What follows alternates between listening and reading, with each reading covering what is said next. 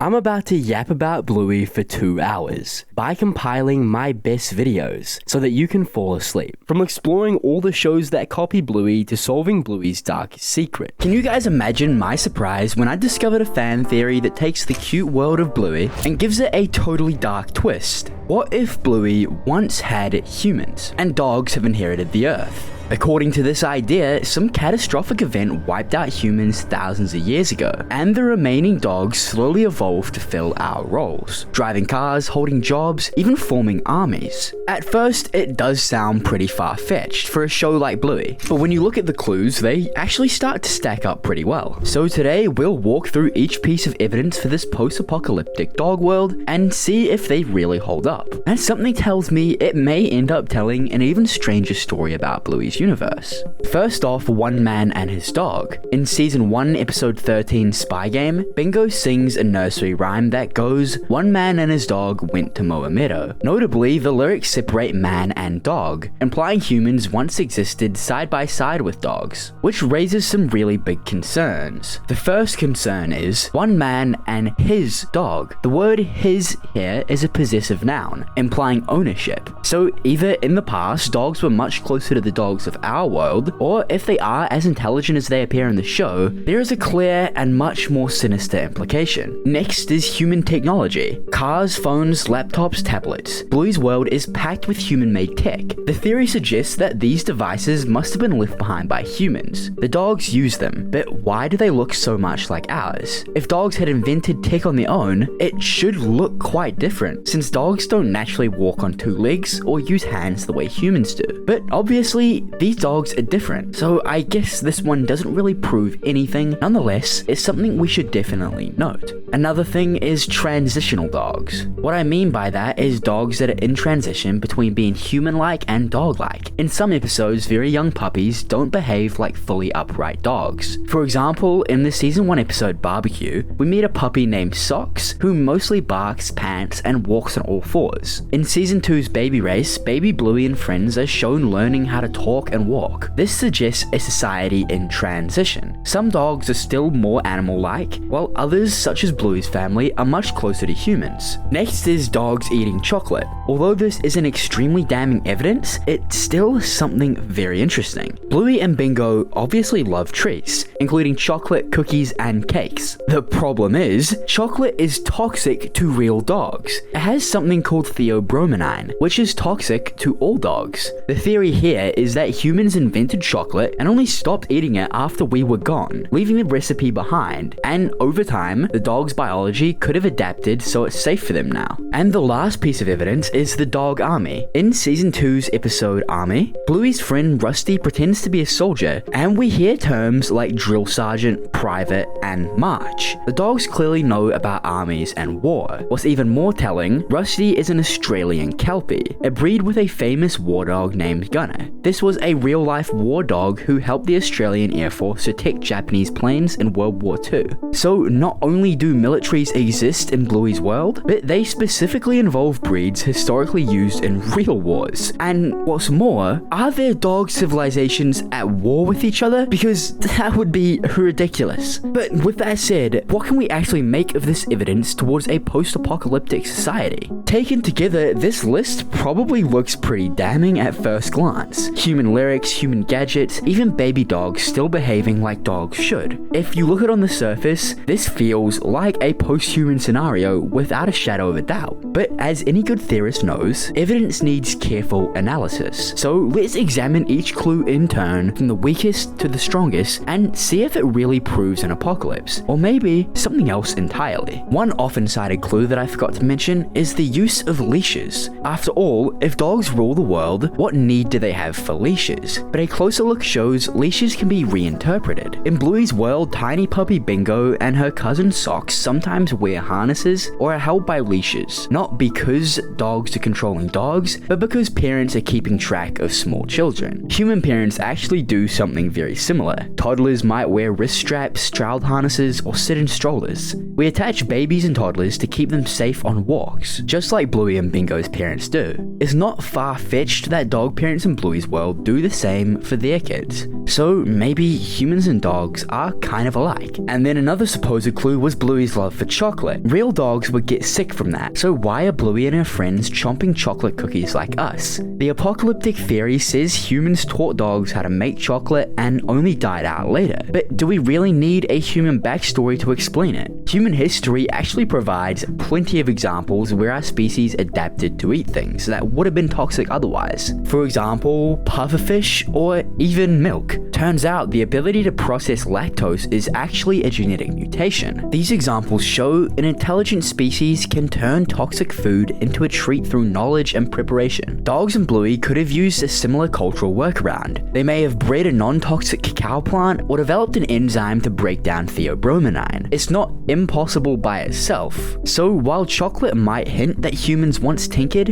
it's also perfectly reasonable to assume that a smart dog society just figured out how to eat it safely. This clue isn't, so to say, a smoking gun, it just highlights dogs as intelligent omnivores, much like us. The next piece of evidence is the nursery rhyme Bingo sings in Spy Game. One man and his dog went to mow a meadow, which seems on the surface to signal a human world. Man and dog sounds like a human and a pet, right? But context is everything. In Bluey's dialogue, characters use slang and casual speech that often includes the word man, without literally meaning a human person. For example, characters sometimes say, "Ah man," or "come on man," just like we do, without thinking of any actual man. What? Let's get some exercise. Huh? Oh, man. But if man is used casually, what about dog in that phrase? Wouldn't these two terms be separate? Well, it could simply mean one adult dog and his dog, meaning his puppy. Adult dogs and Bluey are sometimes called man in casual talk, and dog is reserved as a kind of nickname for kids. So the lyric might just mean an adult dog and his puppy went to mow. In a playful kid's rhyme, that's completely normal. In short, the song lyrics aren't airtight proof of humans. They can be explained as dog language conventions, emphasizing a bond between parent and child, rather than a literal species difference. Now to move on to the next piece was Bluey's neighborhood, and it being full of what look like human inventions. Cars, phones, laptops, even a credit card style currency. The apocalyptic theory argues these relics are left by humans, but there's a practical problem. Our technology doesn't last that long without maintenance. Think about the devices we use. Circuit boards slowly corrode, batteries die, plastics break down, rubber cracks, and electronic components rust if they're not cared for.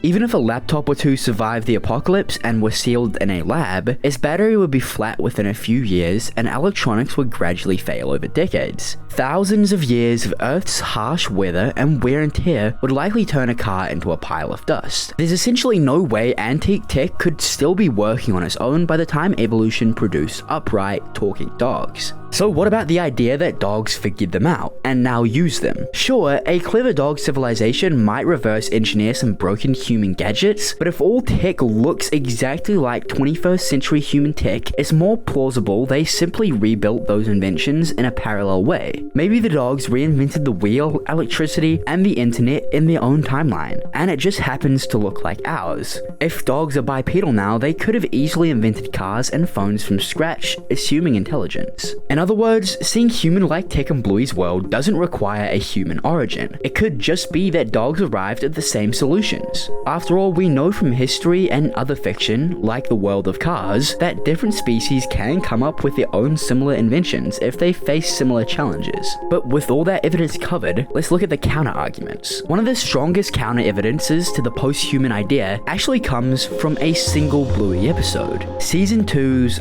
Flat Pack. In this episode, Bluey and Bingo transform during play through a mini history of life. They pretend to be fish, then frogs, lizards, dinosaurs, and birds until they become monkeys. Then, in a final stage, the monkeys crawl into a cardboard cave and emerge as Bluey and Bingo. This sequence explicitly shows monkeys as the evolutionary ancestors of the healers. Note that no humans appear anywhere in that chain, just monkeys turning into dog people. This implies that on Bluey's Earth, Earth, primates didn't give rise to humans, they gave rise to dogs. It's a literal on-the-nose hint that dogs are just another branch of the primate family tree, not our offspring. Evolutionary logic backs this up. Bipedalism is an energy-saving trait, and many advanced animals could develop it if needed. Bluey's monkeys start walking upright, prompting the evolution into the dogs we see. So if monkeys became dogs, where are the humans? Well, the simplest answer is that they never even existed. Instead of we lost humans and dogs took over, the Bluey-verse suggests monkeys evolved into dogs and humans never happened. The Flat Pack episode is a clever wink that the show's creators intentionally portrayed the healer's ancestors as apes, not people. And there's another intriguing detail outside the TV series itself. The Bluey creators made a short special video. It currently only airs in Australia, where Bandit, Bluey's dad, who is an archaeologist, presents a fossil find. He says it's over 4 million years old. Some viewers thought surely that sounds like he dated it after a human apocalypse. If dogs inherited the world and evolved to our level, 4 million years is an enormous span. In that time, Earth's surface would change dramatically due to the tectonic plates. Continents drift several centimeters every year. Over millions of years, even a few centimeters per year adds up to huge shifts. New oceans can open, mountain ranges can rise, coasts move. Yet in Bluey's world, the continents look exactly the same as ours right now. Then, in Season 2's Sleepy Time, Bingo dreams she's floating past Earth, and the map of the continents is identical to today's globe. No new supercontinent, no landmass rearrangements. If 4 million years had passed since any global upheaval, the world map would look unrecognizable. The Himalayas would be drastically higher, Africa might have split, the Atlantic possibly wider. The fact that Bluey's Earth shows current day geography suggests little or no time has passed since the human era. This conflicts with the idea of a very ancient dog civilization rising after us. So the fossil timeline and plate tectonics hint that Bluey's world has been stable on a human timescale. In other words, humans didn't disappear millions of years ago. Instead, the similarity between our Earth and Bluey's Earth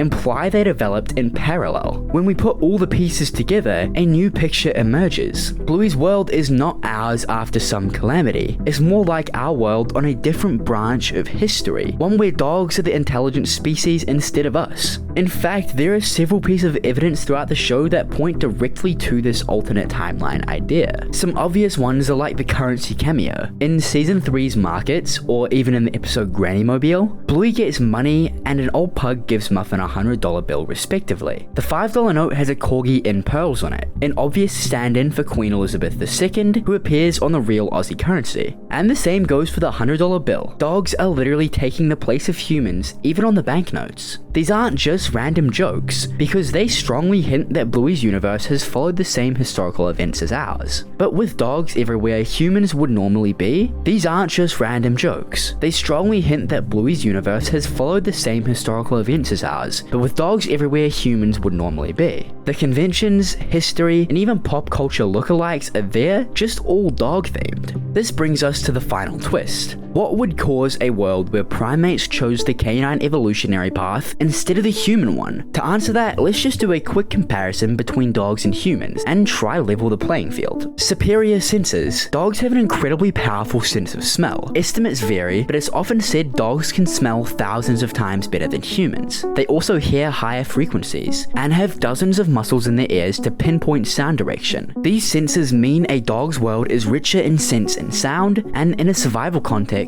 that gives dogs a huge advantage detecting predators or finding food. Next is faster reflexes. Dogs generally react quicker. Some studies suggest dogs can respond 20 to 30% faster than a human to visual or auditory cues. In a dangerous world, that split-second reflex could mean outmaneuvering threats more often. The next is emotional intelligence. Crucially, dogs have evolved alongside humans for tens of thousands of years, making them adept at reading social cues. Research shows dogs easily understand humans pointing or gaze, whereas our closest relative, chimpanzees, often ignore such cues. For example, if a treat is hidden under 1 or 2 cups and you point at it, the dog can usually find it. But a chimpanzee tends to ignore the pointing. Dogs can also distinguish human facial expressions, in many ways primates cannot. So, the monkey turned into dogs, not humans' blueprint could be the key. Bluey's world is ours, but with an evolutionary twist. It implies our world might have been the weird timeline, whereas Bluey's might have been the more perfect one, where the goodest of boys inherited the earth. In the end, it seems pretty clear that this wildly popular theory really doesn't hold up under scrutiny, but only because it's really an alternate universe theory instead. Bluey's creators have slyly given us evidence that the healers live in a dog-centric parallel world. History parallels ours. Nature swapped humans for dogs, and the show is full of Easter eggs confirming it. It's a brilliant creative decision. It explains all the clues, technology, songs, art, money, all as choices made by a dog society, not left over from us. And it leaves the series as a happy children's cartoon, not a dark dystopia. Instead of a grim future, we get a cute little world where loving dogs took mankind's place. Kinda makes you wonder, maybe our world is the dark timeline by comparison. But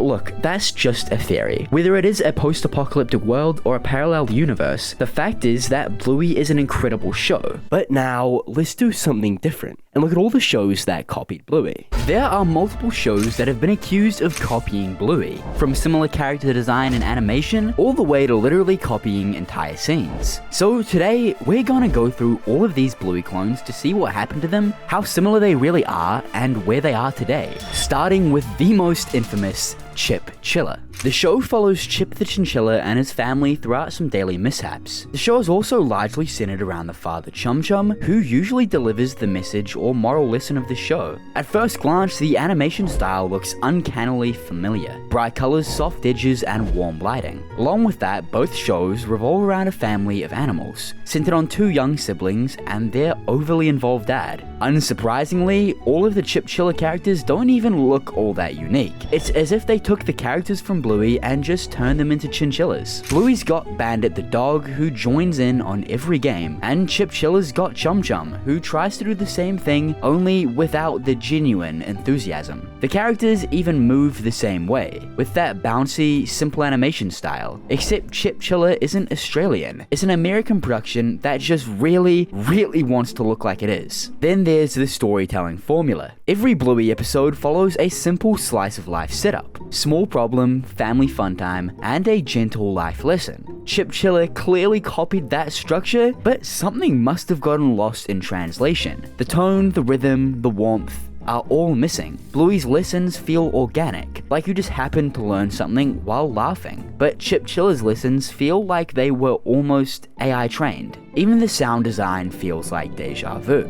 The soft ukulele background music, the upbeat transitions, the exaggerated character expressions, they're all lifted straight from Bluey's playbook. And don't get me wrong, there's nothing wrong with being inspired by something that works, but at some point inspiration turns into imitation. So yeah, calling it a Bluey clone isn't an exaggeration. Honestly, I think it's a little generous, because while Bluey is a reflection of real family life, Chip Chilla is more like a reflection of someone watching Bluey for 5 minutes and just figuring that they could probably do it as well. And what makes it worse is that Chip Chilla used to have its own identity. If we look back on the pilot episode, its art style, animation, even the characters felt like they had their own substance and personality. But somewhere along the line, Bluey exploded in popularity, and you can almost see the moment the creators changed it to become the unrecognizable ripoff it is today. And here's the thing, Bluey became popular because it was natural, fun, and it felt like genuine family life, just turned up a little bit. Chip Chilla doesn't feel natural at all though. In the end, Chip Chilla isn't even just heavily inspired by Bluey, it's trying way too hard to be Bluey, without understanding what made Bluey special in the first place. Instead of being creative, and instead of being something original, they just copied the parts of the show that worked and threw them together. And that's why, when people call this show a Bluey ripoff, it's hard to argue otherwise. Fortunately though, since its release, it has been cancelled and taken off of most streaming services, and honestly, for a pretty good reason. However, while everyone was focused on the very infamous Chip Chilla, another blatant knockoff was happening on the other side of the world. From Taskin Studios in Kazakhstan, a show by the name of Kun Shik Ter. And moving forward, I would like to deeply apologize to any Kazakhstani viewers for my potentially terrible pronunciations. However, I will always try my best. Now, unlike Chipchilla, which looks like it's trying to be its own thing on the surface, Kunshiktir looks like a blatant knockoff at first glance. But when you look a little deeper, it's actually kind of good. Don't get me wrong, I do believe it is a knockoff of Bluey, just by how similar they look. It starts off by letting us get to know the main cast, Sulu, Lala, and Tima. Their names alone sound like something out of a cozy fairy tale, and their personalities match the colors they represent. Lala is brave, always diving headfirst into situations. Sulu's a bookworm, and very calm, very curious. And Tima, well, he's a bit of both.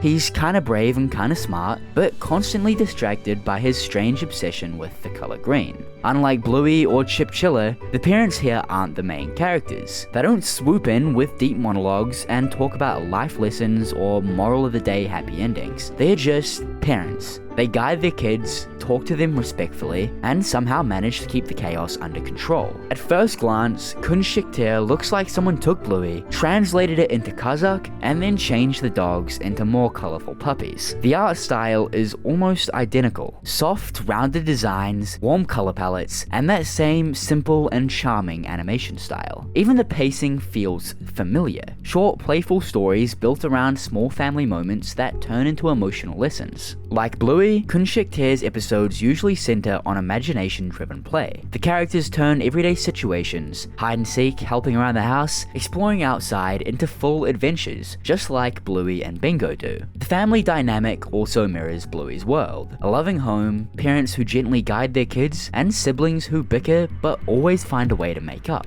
Even the tone feels straight out of Bluey's universe. Gentle humor, soft background music, and that cozy sense of warmth that makes the show feel like a bedtime story. But where Chipchilla copied without soul, Kunshiktir at least seems to understand what it's actually imitating. It feels like Bluey, for sure, but it does it in a way that feels more like Homage than theft. And that's something really hard to do when you're trying to imitate a cultural phenomenon like Bluey. And I wanted to figure out if this show was still being produced today. From what I found, it still seems to be under Taskin Studios' list of animation projects, which means season 2 could be on the way. However, the next show accused of copying Bluey is Blue's Clues. Now, when you heard me say that, you may think it sounds completely backwards. Blue's Clues came out decades before Bluey, but when you actually look at the two side by side, the similarities are kind of hard to ignore. Both shows follow a cheerful blue dog who helps kids learn about the world through everyday experiences. Both use warm colors, gentle voices, and a calm, educational tone that somehow manages to keep both toddlers and adults hooked. If you look closely, Blue and Bluey aren't that different personality-wise either.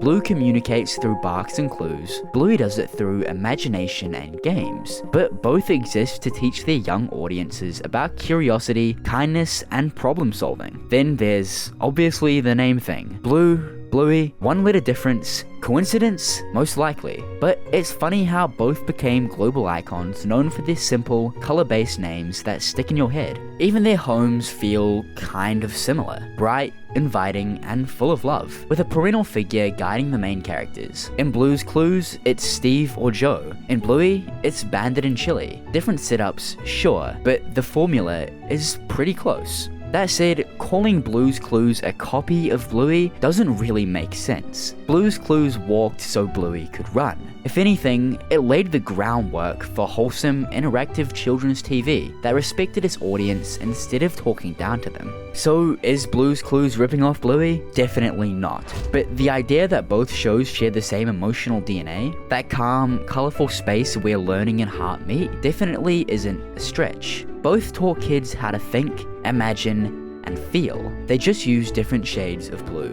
to do it. But we have to ask one last question. Why does every show try to copy Bluey? It's not just because it's popular, it's because it quietly changed how kids' TV shows are created. It's not just animation style or global success, it's everything that children's TV usually isn't. From its sincerity to heartfelt messages, every episode and every frame has serious care go into it. That is what makes it such a special show. And for every series that tried to copy it, they seem to miss the obvious fact. Without the heart, a knockoff will always be a knockoff. But when a children's show is sincere, you shouldn't have to copy what does well, because it will do well. And when it comes to shows like Kunshikter, it's not always a cynical copy. In their own way, they can have merits. The same goes for Bluey's predecessor, Blue's Clues. A very genuine show at the time, also found massive success. So the truth is, it's not as if all of these shows are copying Bluey because they want to, but Bluey genuinely set a new standard. And for a lot of these shows, they think the only way they can meet this standard is by copying Bluey. And now let's have a look at all the characters we forgot about. From fan favorites disappearing to being completely written off from the show, Bluey has had many characters leave as quickly as they came. Today, we're gonna go over some of the characters from Bluey who have been forgotten, starting with Grandpa Bob. Grandpa Bob is Bandit's dad, and he's a character that was almost completely forgotten about. He was first introduced to us all the way back in season 1 as a cameo in the episode Grannies. This episode follows Bluey and Bingo pretending to be old ladies, complete with wigs, glasses, and some questionable dance moves. The main point is that Bingo wants to floss, and Bluey is sure that grannies do not floss. It's an extremely chaotic episode. That is until Grandpa Bob shows up. The kids are FaceTiming their Nana, who just can't point the camera properly. Grandpa Bob tries to help out, but all he manages to do is knock the tablet out of Nana's hands onto the ground. It's a really short appearance, but it instantly made him one of the show's most loved background characters. Everyone had big hopes for his return, but after Grannies, Grandpa Bob completely disappears from the show. Season after season, fans started to wonder what happened. Which was weird because Nana, who's Bandit's mum, has made several appearances throughout the series. For years, Bluey fans made their own theories. Some thought he was living quietly in an elderly home, and a lot of people had even assumed the worst, that he had passed away. But the truth, well, it was hiding in plain sight. Because in one of Bluey's newer episodes, The Sign, Grandpa Bob finally returns, and we find out he's been in India this entire time on some sort of self-discovery retreat. That reveal may sound random, but the Bluey team actually planted hints all throughout season 3. In Housework, there's a postcard of a temple that looks exactly like the one in Delhi. The same postcards show up again in whale watching and musical statues. Then in Tina, we see it move next to an elephant postcard. It doesn't stop there though. In the episodes Driving and Ghost Basket, the fridge has a Taj Mahal postcard and an elephant magnet. Even Chili gives us a clue in the episode Stickbird, where she's reading a book that's clearly Eat, Pray, Love, which, you guessed it, takes place in India. So all of those little details, they were the writers telling us exactly where Bob had gone. According to the show creator Joe Brum, Bob's story was inspired by real people he met, older men who had traveled to India to find themselves after their kids had grown up. That's why Bob had been gone for 2 Christmases. He wasn't lost or forgotten, he was just out finding peace. So in the end, even though a lot of people had forgotten about Grandpa Bob, he ended up coming back. But not everyone got that same happy ending. The next Bluey character who vanished without explanation is Rusty's dad. Rusty's dad is one of those characters who says everything without saying much at all. He first appears in the episode Army. It starts with a little Jack Russell named Jack. From the moment he's introduced, he can't sit still. He's fidgeting, bouncing, forgetting everything. His hat, his lunch, anything he could forget, he forgets. His mum's trying to talk to him about school, but he's already staring out of the window. His dad's doing his best to help, but even then his little sister calls him out for not following instructions. Jack doesn't understand why he struggles, he just knows something feels off. When he finally gets to Calypso's school, Calypso gently pairs him with another kid, a red Kelpie named Rusty. Rusty's the complete opposite. He's focused and literally in the middle of playing Army when Jack walks up. And the second Jack asks to join, Rusty goes full drill sergeant, telling Jack to fall into line. And the craziest part about all of this, it works. For the first time, Jack is focused. After that, Rusty starts training with him properly. Code names, push-ups, hand signals, he's taking it seriously, but in a way that motivates Jack, not embarrasses him. When Jack admits he struggles with remembering words and numbers, Rusty just says, well, you better get good if you want to be in the army. It's not harsh, it's exactly the push Jack needed. Then Rusty brings up his dad. He's in the army too. He's out on patrol, and Rusty says when he comes home, he's bringing me condensed milk. It's such a small line, but you can tell how much impact Rusty's dad has. Later the boys face their mission, which is catching a bush turkey. They pretend to call in a helicopter rescue, and Jack has to remember their location's code name. He hesitates, but then nails it. Tango 7. Rusty smiles, gives him a thumbs up, and you can almost see how proud he is. By the end, Jack's not the kid who forgets things anymore. He's Private Russell. Rusty hands him a bottle of condensed milk. A small gift, but it means everything. When Jack gets home, his mum is obviously very confused. She asked him where he got the condensed milk from, and Jack tells her that Rusty gave it to him. Then the scene cuts. Rusty running into his dad's arms. The man he's been talking about the whole time is finally home. And that is Rusty's dad. He was really driving the lesson behind this episode, which is dealing with kids with ADHD or other attentive disorders. He's the kind of character who leaves a massive impact in just a few lines, and it would make sense for him to become a recurring figure, but then he disappears completely. That's the last we see of someone who I thought would play a massive role. But Rusty's story leads perfectly into the next one, because if Army showed how much Calypso's school changes kids' lives, then the episode Calypso shows you exactly why.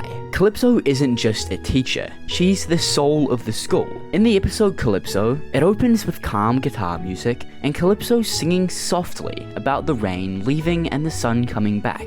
Around her, the classroom looks more like a fantasy village than a school. The moment she finishes her song, the kids scatter. Bluey's pretending to run a fish and chip shop. Rusty's building a house out of wood. The terriers are off being Romans. Honey's building a tiny village, and Pretzel's lying on the floor, completely done with life. He's having the roughest school day imaginable. Calypso walks over, hands him a stick, and says nothing, just gives him a small smile. Pretzel groans and turns away, but we can tell what an insane display of patience this is from Calypso. Throughout the episode, she moves through the class like some kind of quiet guardian. She checks on her Honey's village and gently suggests she adds a forest. She tells Bluey to be patient with her customers. Every move she makes connects one kid's story to the next. Rusty rents out his house to Indy. Indy becomes Bluey's waitress. The terriers defend the kingdom. And Calypso, through all of this, never interrupts. She just lets their imaginations collide until the classroom turns into one loving family.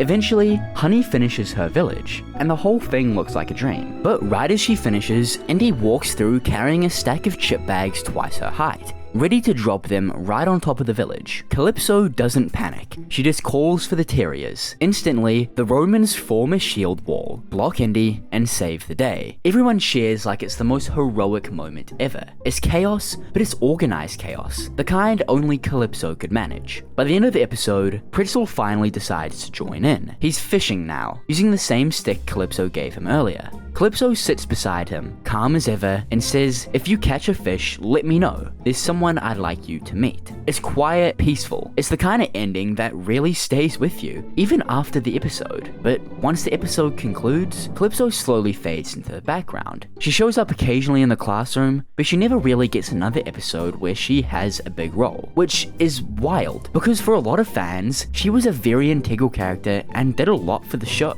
So what happened to Calypso? Most likely nothing major. Probably still teaching, guiding the kids, just not really in the spotlight anymore. Which is really unfortunate because I strongly enjoyed her as a character. And she's not the last character I'd like to talk about, because lastly, we have Jean-Luc. Jean-Luc was different from your normal Bluey character. He didn't speak English and only appeared for one episode in Season 1, Episode 43. This is the episode Camping, and it starts off in total chaos. Bluey's pretending Muffin's caravan is a mansion, and Muffin's screaming about cups and frying pans and whatnot. It's mayhem until Bluey and Bingo run outside and Chili swoops in saying they haven't bathed in 3 days. She grabs Bingo, leaves Bluey behind, and in that moment, Bluey does what any self-respecting evicted child would do. She runs off to start a new life in the woods. And that's where she meets Jean-Luc, a French kid who walks into the show like he owns the place. He doesn't speak a single word of English, and Bluey doesn't understand him one bit. But somehow, they click instantly. They start playing together and getting into all sorts of mischief, including hunting a boar, which is literally just Bandit making boar noises into a bucket. The next morning, they meet again by the stream. They rebuild their house,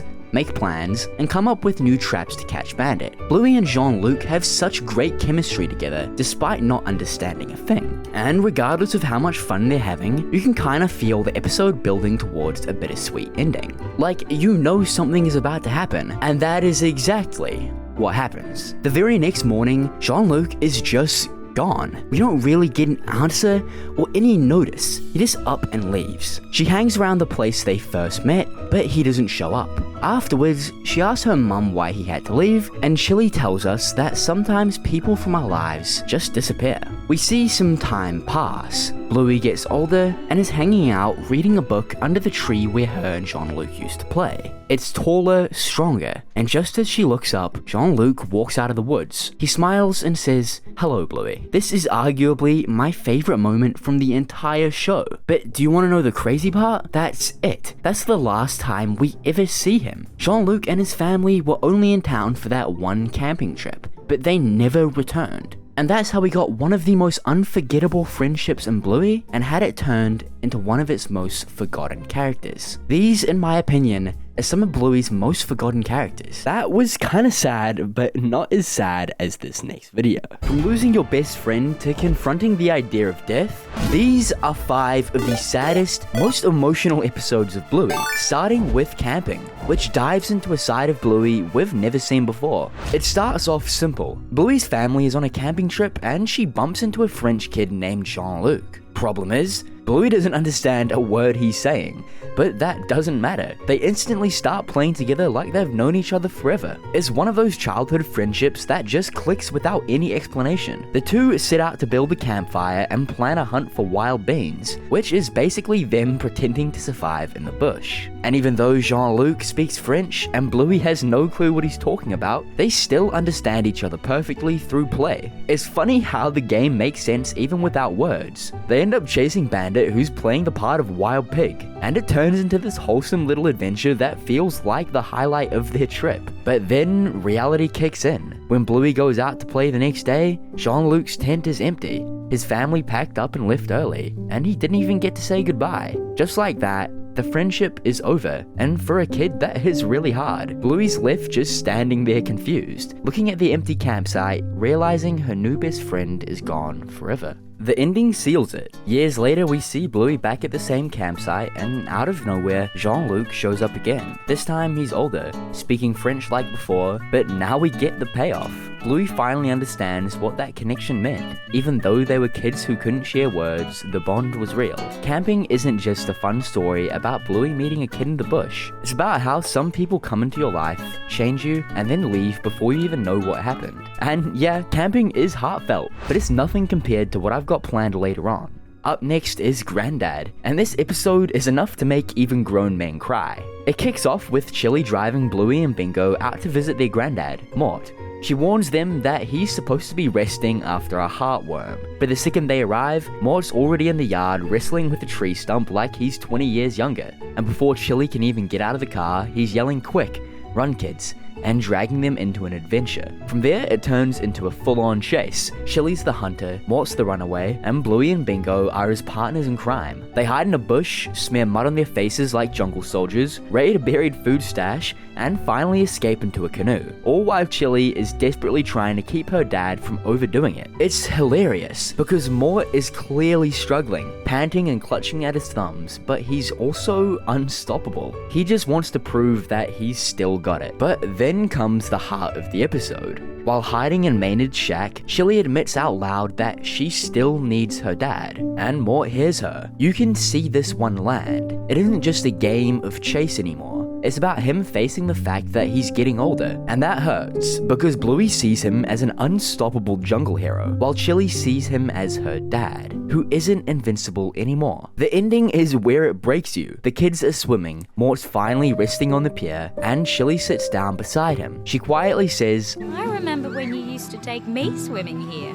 And Mort replies, "That was a long time ago." But then he looks at her and says, "No, it was yesterday." Suddenly Chili is shown as a little pup again, leading on her dad like she used to. It's a reminder that time moves fast, but parents always see their kids as children no matter how old they get. And for Chili, it's the opposite. No matter how much she needs her dad to slow down, he'll always see himself as the one who can keep running. But our next episode is Dragon. It's a hilarious episode that is surprisingly heartfelt. It starts in the dining room with Bluey drawing herself as a fairy flying through a story she wants to tell. Bandit jumps in to help and immediately turns her stick figures into muscle-bound barbarian versions of himself. Chaos ensues as the family joins the story. Chili's horse appears, Bingo zooms in on a crayon motorbike, and suddenly the whole dining room is alive with scribbles, markers, and imaginative chaos. It's silly and completely charming. The adventure kicks off in earnest when the healers set off to find a dragon. There's a mix of fantasy and family comedy as Bandit grumbles about itchy jocks. Bluey zaps enemies with magic, Chili fires arrows like a pro,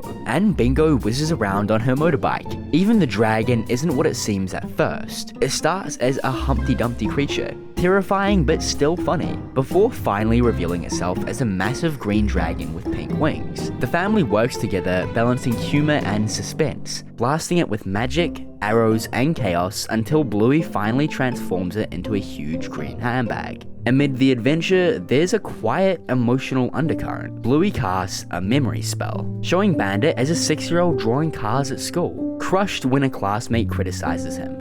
We see how he gave up on the drawing, and for the first time, the kids glimpse a softer, more vulnerable side of their dad. Chili's own flashback shows her 7-year-old self learning to draw horses, struggling but being encouraged by her mother to never give up. It's subtle, but it really does hit, because this story isn't about dragons or treasure, it's about creativity, persistence, and the small moments that shape who we become. The episode closes with a classic triumph of bittersweet beauty. The family escapes the collapsing cave in a red car Bandit draws, and Bingo's motorbike in tow. Chili's horse grows wings and flies off into the distance. At the end of it all, we watch Chili's horse soar into the sky. It's a slight and subtle note of sadness throughout the entire episode. This one feels truly special to me, but this next episode is really something else. Copycat kicks off with Bluey already causing chaos at dawn by perfectly mirroring everything Bandit does. Yawns, stretches, silly faces, spins, and even the iconic stinky monkey butt hand washing routine. I am Bluey and I stink like a monkey's butt.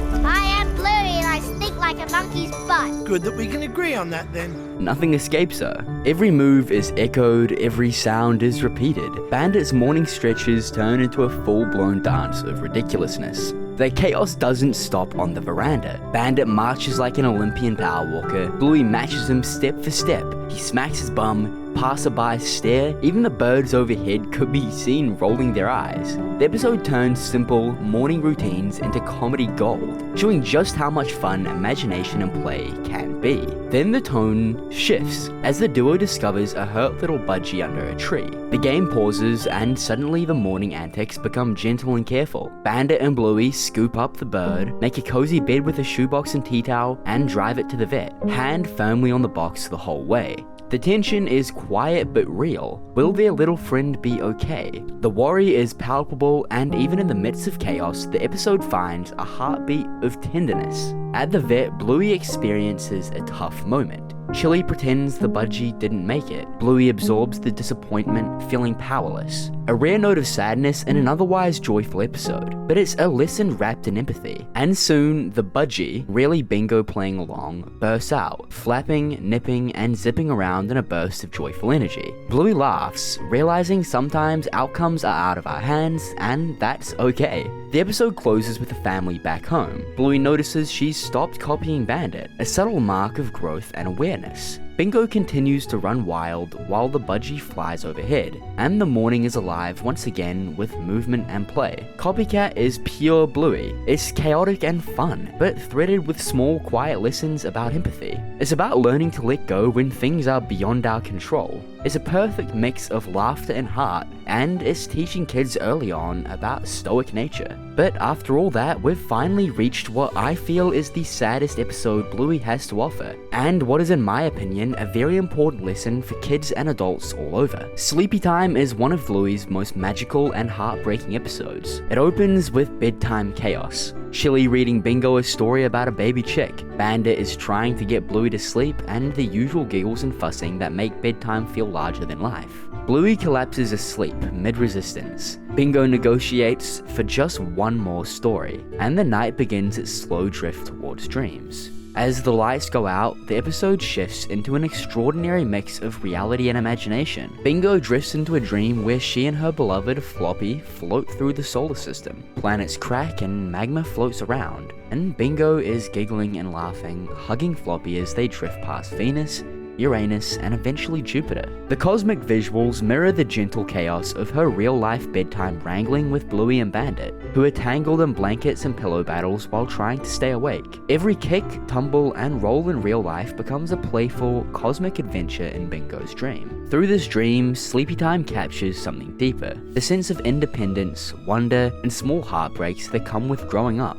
Bingo navigates floating planets, meets her sister Bluey in the dream, and experiences the bittersweet joy of saying goodbye to Floppy as the bunny joins his friends on Saturn. In real life, her soft cries echo the loss, the vulnerability, and the comfort of being loved, even when she's learning to handle things herself. Shelly's voice resonates like the sun itself. I'll always be here for you even if you can't see me. It's a tender, grounding moment that bridges dream and reality. Bingo floats back towards the broken earth in her dream, rebuilding it with Floppy and friends, symbolizing resilience, imagination, and the reassurance of family love. The episode closes quietly and beautifully. Bandit sleeps on the floor with Bluey, Shelly rests peacefully, and Bingo finally curls up with Floppy in her own bed. Dawn arrives, soft and golden, signaling not just the start of a new day, but the triumph of independence, love, and the small but profound victories of childhood. Sleepy Time is that pure Bluey magic. It's imaginative and heartbreaking. It's full of small, perfect life lessons about growing up, letting go, and knowing you're always loved, even when it's time to sleep alone. And that's what I think is the saddest, but also most heartwarming episode in Bluey. Now let's have a look at all the deleted scenes in Bluey. Here's what a classic Bluey episode looks like in Australia. You're so beautiful. And here's what that same episode looks like in the USA. You're so beautiful. But just how many episodes of Bluey have been changed throughout the entire world? Well, today I'm going to be taking you on a whirlwind tour around the globe to find out. We'll be covering episodes that were slightly edited to those that were completely banned, starting with language edits. And some of them make sense when you hear them, but look odd on paper. In the original Australian version of Bluey's episode Barbecue, everyone calls peppers capsicums. In Australia, that's what they call them. In the US, it isn't. And if you ask me, everybody in the US is wrong. But the line does get swapped to peppers. It's a tiny change. It's dumb in tone, but fine in practice. You won't miss the meaning, but you will miss the local flavor. And that's kind of the whole point of the show. Then there's the episode Fruit Bat, where a little penguin bathroom gag got the chop in the UK. The kids are playing a game, it's silly, and they're pretending to be penguins. Harmless, still, it vanished from some original airings because someone called it dangerous. That's the weird part. This is a show about imagined chaos. The cut doesn't hurt the story, but it does yank a small, goofy gag out of a perfect, silly moment. Some edits are conservative to say the least. In the credit scene for the 12th episode of the first season, Bob Bilby, Buddy picks his nose for nearly the entirety of an outro. Gross for sure, but still age appropriate depending on who you ask. The US version trims the finger to mouth moment. Disney probably thought kids shouldn't be encouraged to eat boogers on screen. Reality says toddlers already do it, but that's where content teams and reality disagree. And then there's buttermilk. In the original, there's a background joke that shows a poop and it's left in. You're so beautiful. The US edit removes it. No one is harmed. It was tiny, off to the side, and yet it's one of those edits that make people scratch their heads the most. The joke wasn't for shock, it was for texture. Removing it flattens the screen just a little bit. Some lines actually got changed for cultural safety. I've heard rumors that a word the creators used casually was later judged offensive to Indigenous Australians. I've searched where I can to find what word was used, but nothing's really come up. I just know that segment was re-recorded deleted and the line was replaced, which to be honest was probably a good call considering today's cancel culture. Context doesn't always save every word, and when a single syllable carries real hurt, swapping it out is probably the right move. Other cuts were about subject matter. One of the strangest patterns is how mentions of pregnancy and birth were handled. A joke where Bandit and Bingo play pregnant dad, which is a visual gag roleplay. This was trimmed from certain regional airings. And then comes the real headline. The episode Dad Baby was removed from Disney Plus in the US for being all about a dad pretending to be pregnant. That one is not a tiny trim. It's the complete removal of an episode. This one seems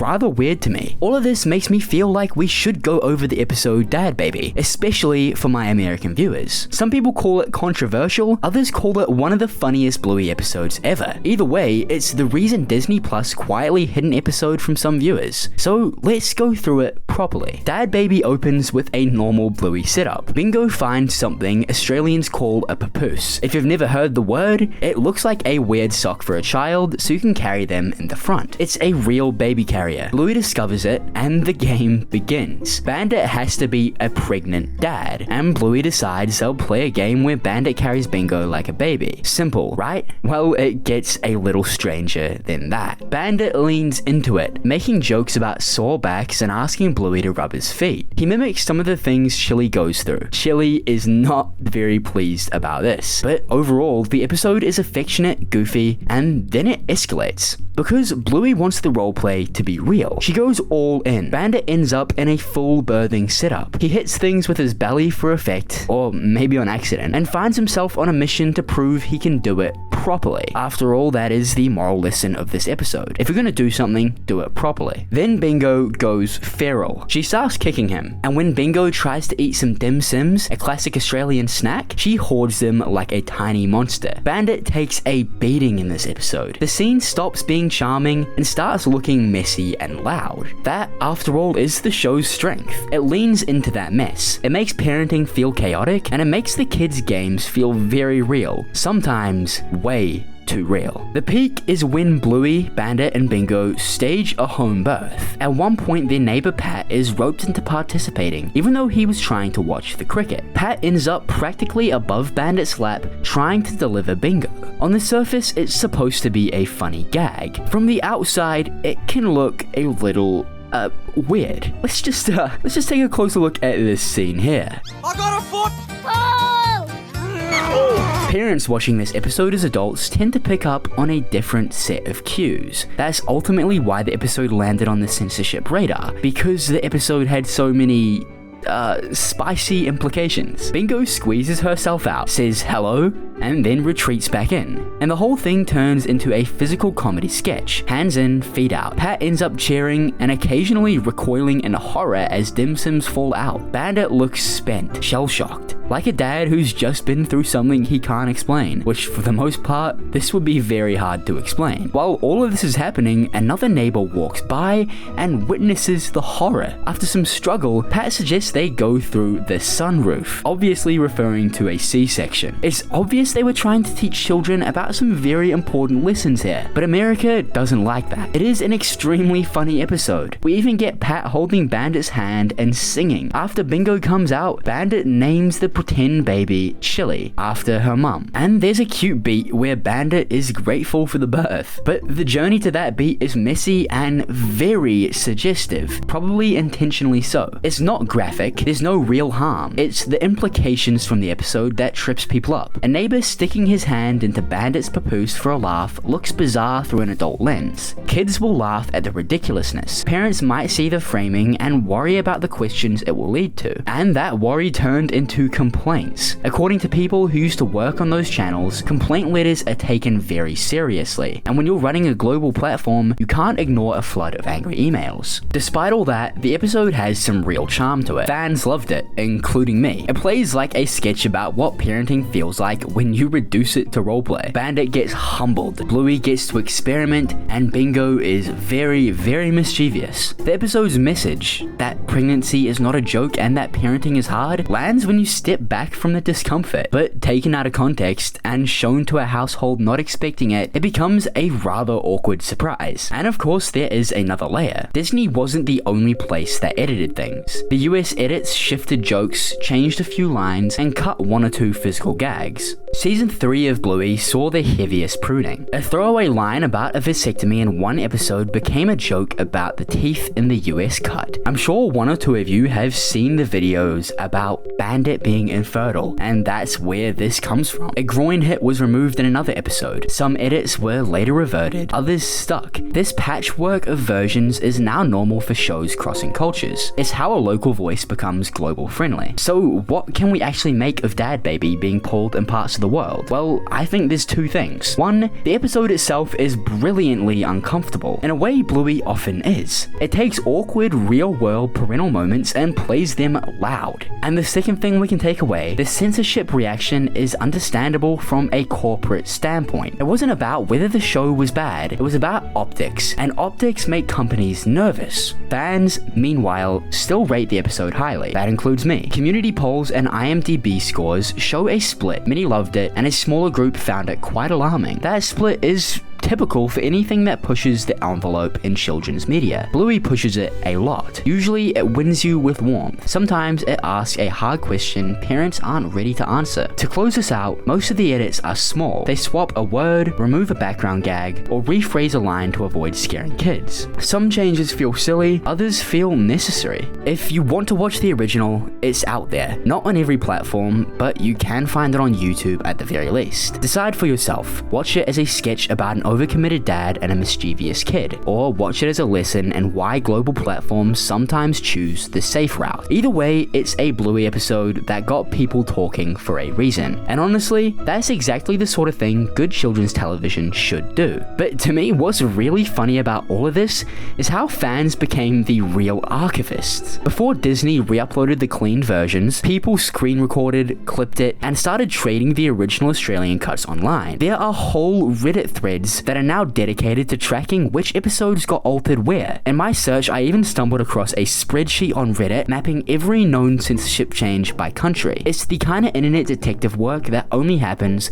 when a show really matters to people. The edits might erase seconds on paper, but fans make sure none of it actually disappears. And now, let's have a look at all of Bluey's hidden details. Have you ever noticed something strange going on in the background of Bluey? Well, you might be focused on this, or this, or this. Or maybe you could be missing something like this.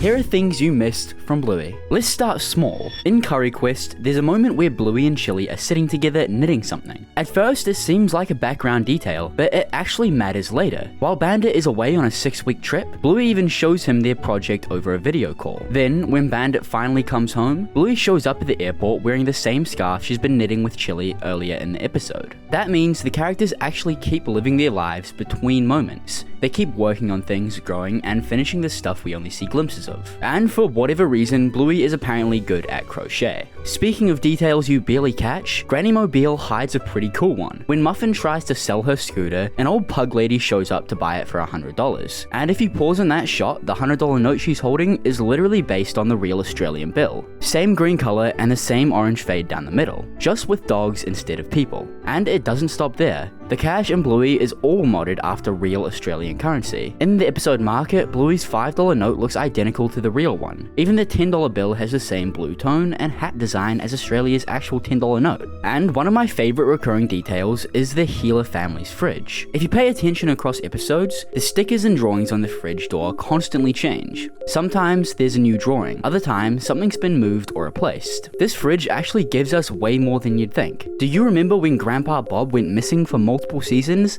and everybody had assumed the worst? Well, the answer to where he was could be found all along on the fridge. Crazy, right? Now, this next one's actually one of the biggest signs that time does pass in Bluey's world. Socks. When the show first started, Socks obviously crawled around on the ground like a puppy, because she was. But by later seasons, she started walking upright just like Bluey and Bingo. And even another hidden detail about Socks, well, maybe this one's not hidden, but a lot of people don't realize this. If you look at her hands and feet, she's got these lighter blue sections that look like socks. so hence her name is Socks. Another subtle one is how often the healers wear sunscreen and hats in outdoor scenes. It's never pointed out, but you'll notice Chili putting on hats for the girls or Bandit covered in sunscreen when they're outside. It's one of those tiny life lesson details Bluey slips in naturally. It's all about teaching sun safety without ever saying a word. And if you have ever stepped foot in Australia, you'll know that sunscreen is absolutely necessary. And another crazy one showing off some self-awareness in the show is something some people have definitely noticed already. It shows a real-world Bluey landmark. When Bobo is driving along a road modeled after Stafford Road, an electrical box can be seen painted with Bluey and Bingo, and this electrical box also exists in real life. Speaking of design changes, Mackenzie's mum quietly got one too. In early season 1, she only had a brown spot on one side of her face. By the later seasons, she's got spots on both. It's not a big thing at all, but it shows how much attention to detail the team puts in. They're always refining little background characters most people barely think about. Or maybe it could just be an animation mistake, but it's best not to think about that. Now, if you've made it this far already, you might as well subscribe. It would mean the world to me, and some of these next details are honestly insane. Now, believe it or not, characters in Bluey actually matter. Like in Market, we meet the ponies Buttermilk and Biscuits. You might have thought they were just cute filler, but they come back a few times. Once in Pass the Parcel as a flashback, and again in Curry Quest in the background of the school. It's always around public events, markets, or fairs. It's the kind of consistency that makes the Bluey world feel alive. Characters don't just vanish after one episode. But something even crazier, in the final scene of the episode Surprise, when the camera pans across the neighborhood, you can see skyscrapers, delivery drones, and a futuristic skyline that's way more advanced than anything we've seen before.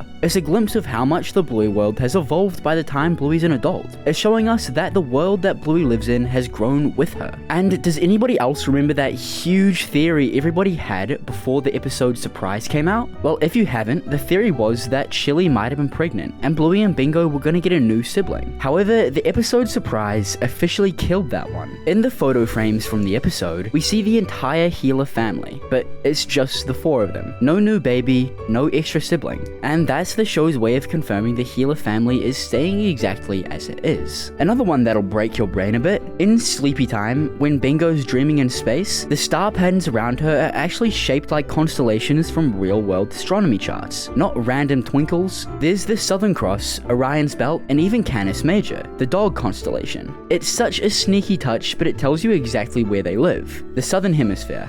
Australia. That is some real attention to detail. And no, I didn't know that off the top of my chest, someone else told me. But it's cool to know something like that is just hiding in plain sight. And this wasn't the only episode where we see something like that. Bluey's full of these tiny visual metaphors that tie everything together. Moments that seem simple, but end up saying a lot about who these characters are and how much they've changed. Like in Duck Cake, when Bandit's struggling to make a cake. The entire episode isn't really about baking, it's about effort, doing something purely to make someone else happy. That's Bluey in a nutshell. Every episode is playful on the surface, but quietly saying something real underneath. Even in throwaway gags, there's meaning baked in. Then you've got The Creek. On paper, it's just a quiet little walk, but the background design changes as they move deeper in. The trees get taller, the lighting shifts, and even the sound design gets softer, more open. It's subtle, but it mirrors Bluey's own mindset changing as she starts to see the beauty in slowing down. That's what makes this show special. It doesn't have to tell you the lesson, it just has to let you feel it. And I know we've already covered quite a few, but trust me, there's more. So let's go. After all, some of the smallest details in Bluey are honestly so good you just can't miss them. First off, this one may be tiny, but it's actually really sweet.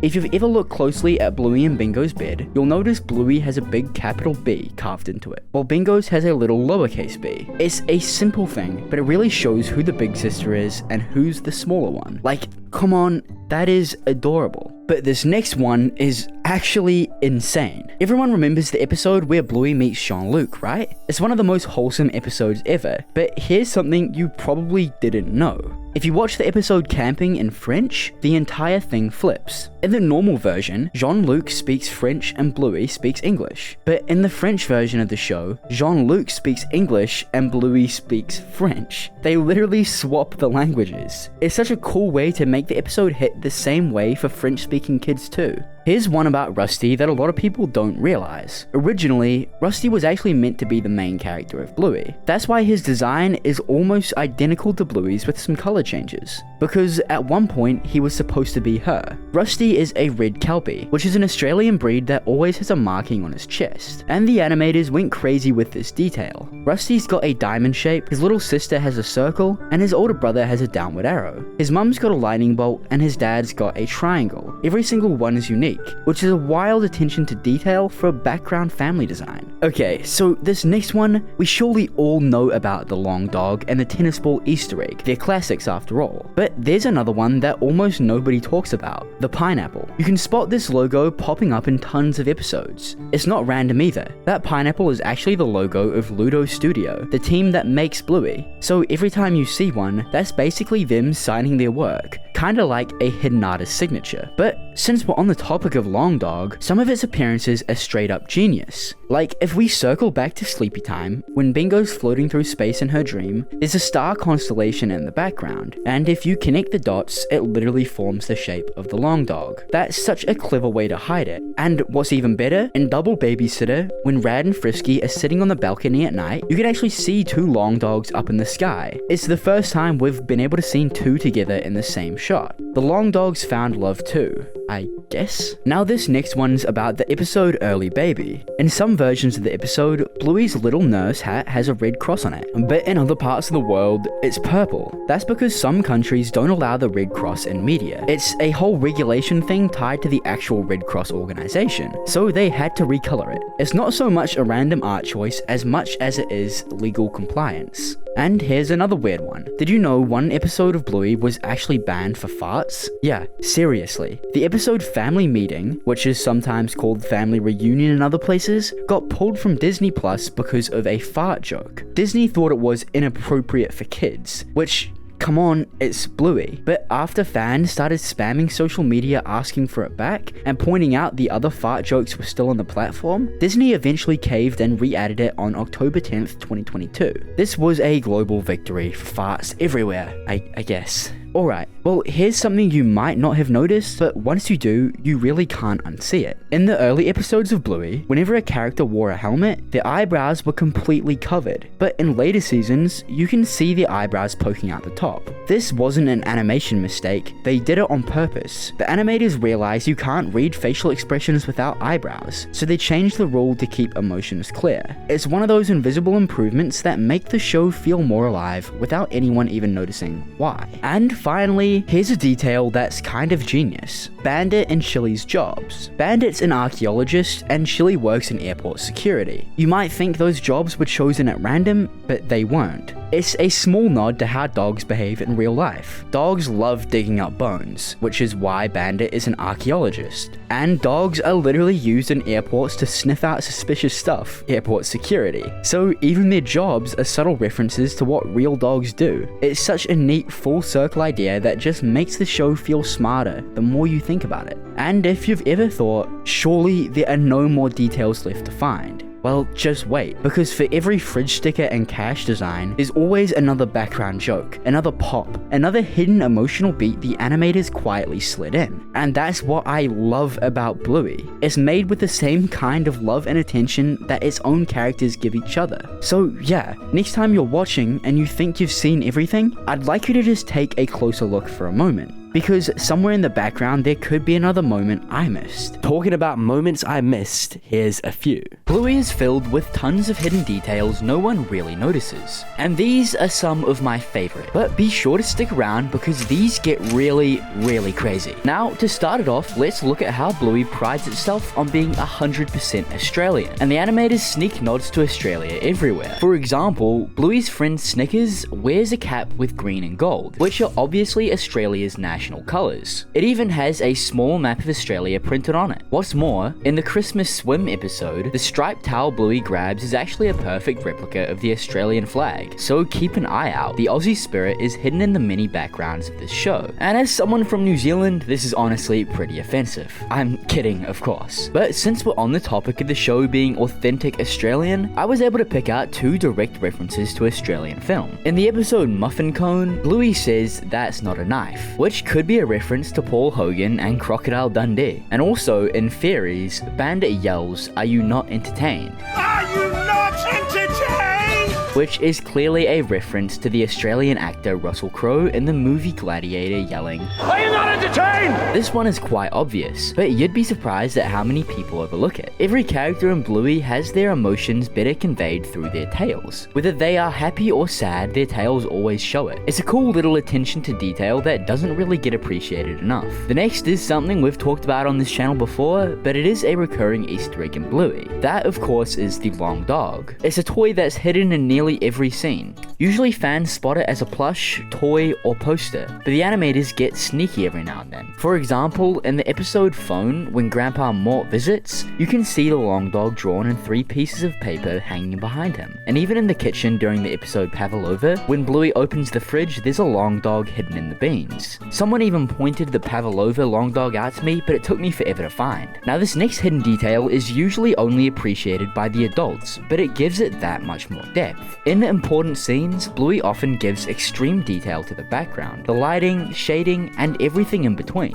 In other popular shows like Peppa Pig, the backgrounds are usually so stale and boring, and it's nice to see a show try and challenge this stigma. Now, something we know for certain is that events from previous episodes can have big impact on later ones. For example, in the episode Onesies, Bingo dresses up as a cheetah and starts to chase everybody around. When she gets on her bike, she ends up crashing straight into the mailbox. Then way later in the episode Tradies, the tradie fixes that same mailbox. And the best part about it is that nobody asked him to do that either. He just did it out of kindness. So that's the Easter egg. What happens in past episodes can affect present ones. And this detail is very subtle, but pretty cool to see. In the episode Octopus, where the kids are playing, believe it or not, Octopus, we see the street number to the home of the Dalmatian family, which funnily enough is 101, a clear and direct reference to the classic movie 101 Dalmatians. One of my favorite little Bluey details is how the kids pretend to know what they're doing during play. When they act out something complicated, like fixing a car or cooking, they just move their hands around and repeat the verb 3 times, like it's some sort of magic spell. They're not totally sure how the task actually works, so they fill in the blanks with verbs of what they're supposed to be doing. For example, in Hammer Barn, when they're pretending to make a pizza, Bingo says cook, cook, cook, to show she's cooking a pizza. Or in the episode Taxi, when she's pretending to be a mechanic, she says fix, fix, fix. It's such a small thing, but it perfectly captures how kids see the world and are just making it up as they go. Now here's a cute one that a lot of people look past. There's a touching secret behind Bluey's Aunt Brandy. We learned before the sign episode, Brandy and her husband struggled to have puppies, and Shilly herself lost a puppy before Bluey was born. In real life, Brandy is an Australian red heeler, a breed that typically has smaller litters than blue heelers. The writers cleverly used this real dog fact to explain Aunt Brandy's fertility troubles, adding emotional depth to the heeler family story. Once again, Bluey's depth always shocks me. Now, Bluey's house holds so many Easter eggs. Their home is full of hidden family photos and paintings that sometimes predict future events or just hide little clues. If we go back to the Christmas swim episode and look at the wall, there's a painting of an older dog with grey fur. This is probably Muffin and Socks's grandpa, or Stripe's father-in-law. There's also a really cute photo of Muffin in a ballet outfit in the living room. And in the charades episode at Nana's house, there's a big framed family photo behind Grandma. If you look closely, you can spot Stripe and Bandit's older brother Radley at the edge of the picture, hinting at his future on-screen appearance, which wouldn't happen later until Double Babysitter. And then another cool thing, there might also be a Lightning McQueen cameo. In the episode Duck Cake, Bluey's little red toy car on wheels looks a lot like Lightning McQueen from Cars. It's painted red with big eyes on the windshield and even has little ears on top.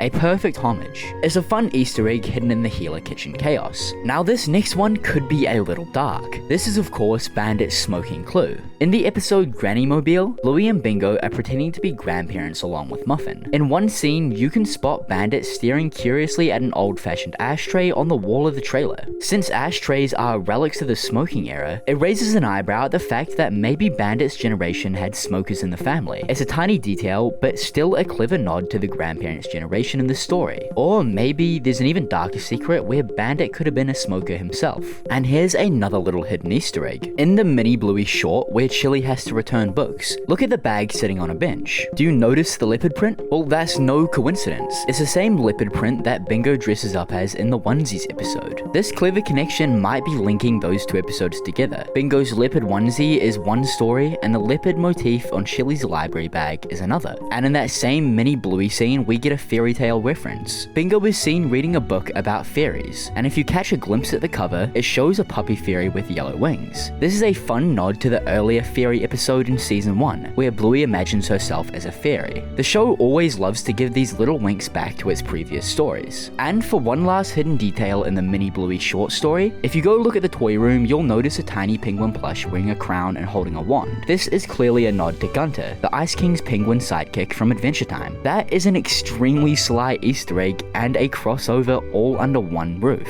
And now for these next few hidden details, it might require a detailed breakdown of what I consider my favorite episode Bluey has ever made. That of course is Sleepover. It starts off simple enough. Bluey and Bingo are getting hyped up because Muffin's coming over, and since it's a special night, Mum promises they can stay up late. But the second Muffin walks through the door, it's instantly pure and beautiful chaos. She bursts in screaming about how coconuts have water in them, declares she's a llama eating a banana, and just starts wreaking absolute havoc immediately. It could be a sugar high, but Stripe says she's missed a sleep. You see, Uncle Stripe explains that Muffin skipped her nap, which if you've ever met a tired toddler, you know exactly what this means. Within seconds, she throws a doorstop onto her dad's tail and Bandit's foot. She plays with an inflatable guitar and then pops it, and also runs headfirst into a vase. From there, things spiral. The kids decide to play restaurant, but it quickly becomes Muffin destroying everything. She calls herself Boo Boo Babu, screams at a pot plant, and body slams the dinner table, all while stumbling around like she's drunk. She also does this thing, So good, babe.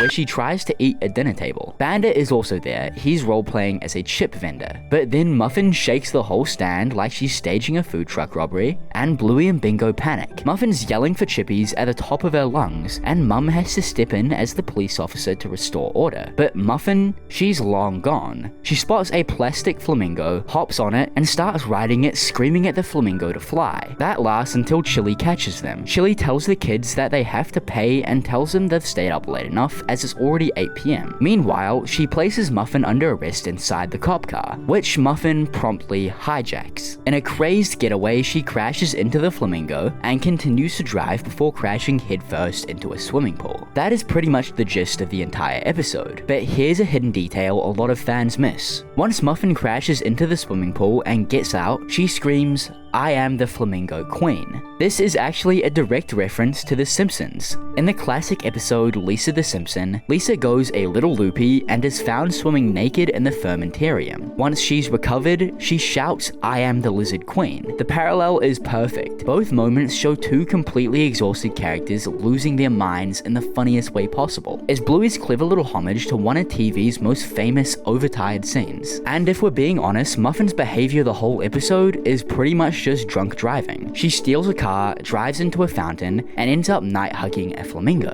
But in true Bluey style, they manage to wrap it all up into something heartwarming. Bluey realizes Muffin doesn't need more playtime, she needs rest. So she tricks her cousin into hiding under a sleeping bag, where Muffin instantly passes out. The message of this episode is obvious. If you're tired, you need sleep, not more play. Pretty obviously trying to show that if you're drunk, you should get some rest, which for anyone unaware is a massive problem in the land down under. The very next morning, Muffin is back to normal, cheerful and rested, while Bluey looks completely wiped. Muffin even tells her, maybe you should have gone to bed earlier. The irony is perfect. The one who caused all the chaos ends up giving the best advice. Now those details were kinda cool, but this next video might be even cooler. There are over 15 characters that have only appeared once in Bluey, and today we're gonna go over what happened to every single one of them. And now we have to start this off by mentioning Robert Irwin, or I mean Alfie. He only shows up in one episode, The Quiet Game, but he leaves a bigger impact than most one-offs ever get. He's the new kid working at the local toy shop. He's rocking his purple uniform, name badge, and the kind of terrified enthusiasm that only comes with someone who's on their first day. And if I didn't mention it already, he's voiced by Robert Irwin, which is the perfect casting because Alfie has big, trying his absolute best energy. And if you know anything about Steve and Robert Irwin, you know they're some true blue Australian legends who are always trying their best. He gets dropped off at the toy store by his mum, who basically tells him to just be helpful. And then immediately the universe decides to test him by sending him Bandit. Bandit asks for something called a moon sprinkler, which obviously does not exist. So Alfie tries to look for it anyway because he's committed to doing his job properly. I find this just so awesome because even though it's his first day, he clearly wants to help out. Visually, Alfie's a tan and brown dog with freckles and a simple uniform. His breed, I'm pretty sure, is a dingo, which, if you're unaware, is a non-domesticated dog that calls Australia home. And if you ask me, that's extremely fitting for a character played by Robert Irwin. And what's more, he's one of the rare Bluey characters who actually wears clothes because it's a part of his job. He doesn't appear again in the main series, but someone who looks like him does pop up in the sign, but we never get any confirmation whether this is actually him or not. It's a short role that leaves a big impression, and it's one of my favorite Bluey moments hands down. Next, we'll look at a character who's known only as Grumpy Pug or Old Pug. This lady appears in Granny Mobile and is just generally a very disliked character because of how mean and rude she is. The moment she appears at Dorian's garage sale, she's already starting beef. She bumps a table and immediately starts yelling at them, saying she could have broken her leg. All I'm saying is, despite how much old people yarn about respect, they're usually the most disrespectful ones. After that, she spots the Granny Mobile for sale, and this is where she meets her natural predator, Muffin Healer, who is currently in full Granny mode. This transforms her into a tiny, unhinged howitzer tank. The old pug wants a bargain, and Muffin wants blood. This is a fated matchup. Before things get too heated, Bandit tries to step in, but he gets hit with a handbag and called fat. Doreen tries to negotiate, but she gets insulted, and then Muffin steps up, and suddenly the old pug realizes she's out here playing checkers while Muffin is playing whatever games involve shouting, arguing, and raising a price up out of pure spite. Somehow, through all of this, Muffin bullies her way into having $1,200 paid for the scooter. The grumpy old hag hands over the $1 and drives away in defeat. And that's it. We never see this character again. Next up is Cherry, who we first meet in the episode Tradies. In this episode, Bluey and Bingo are spying on the Tradies, and she appears to be the wife or girlfriend of Chippy. She then pops up again as a background character during Frisky and Radley's wedding. She and Chippy appear to be arguing, but later they look fine. There are a lot of characters who pop up again in the sign as cameos, but we'll talk about that later. Cherry isn't really that important of a character, and she technically has 2 appearances, but still she feels like a one-time character. Next up is Mrs. Terrier, the mum of the 3 little gremlins known as the Terriers. And honestly, this poor lady seems to be holding on by a thread. She's a single mother with triplets and somehow keeps up with life. It's honestly a real inspiration. We meet her in TV Shop. She drives a 4-wheel drive with some stickers of her and her boys on the back and a number plate that, funnily enough, says Terrier. While she's trying to keep her sanity together at the shop, she runs into Cornelius, Winton's dad, who is also a single father, and the 2 of them appear to hit it off. By the time we get to, once again, the sign, we meet her for her second and final appearance. In this episode, the whole thing between her and Cornelius is pretty much confirmed. Cornelius sells his house, and Mrs. Terrier and the boys hop in the car with him. They drive off and start whatever new life they've decided on. And that's pretty much Mrs. Terrier in a nutshell. She's a tired mother trying to buy makeup. Her kids are lovable menaces, and she somehow ends up in a new relationship with a guy so unfortunately named Cornelius. Up next are the Tradies from the episode, well,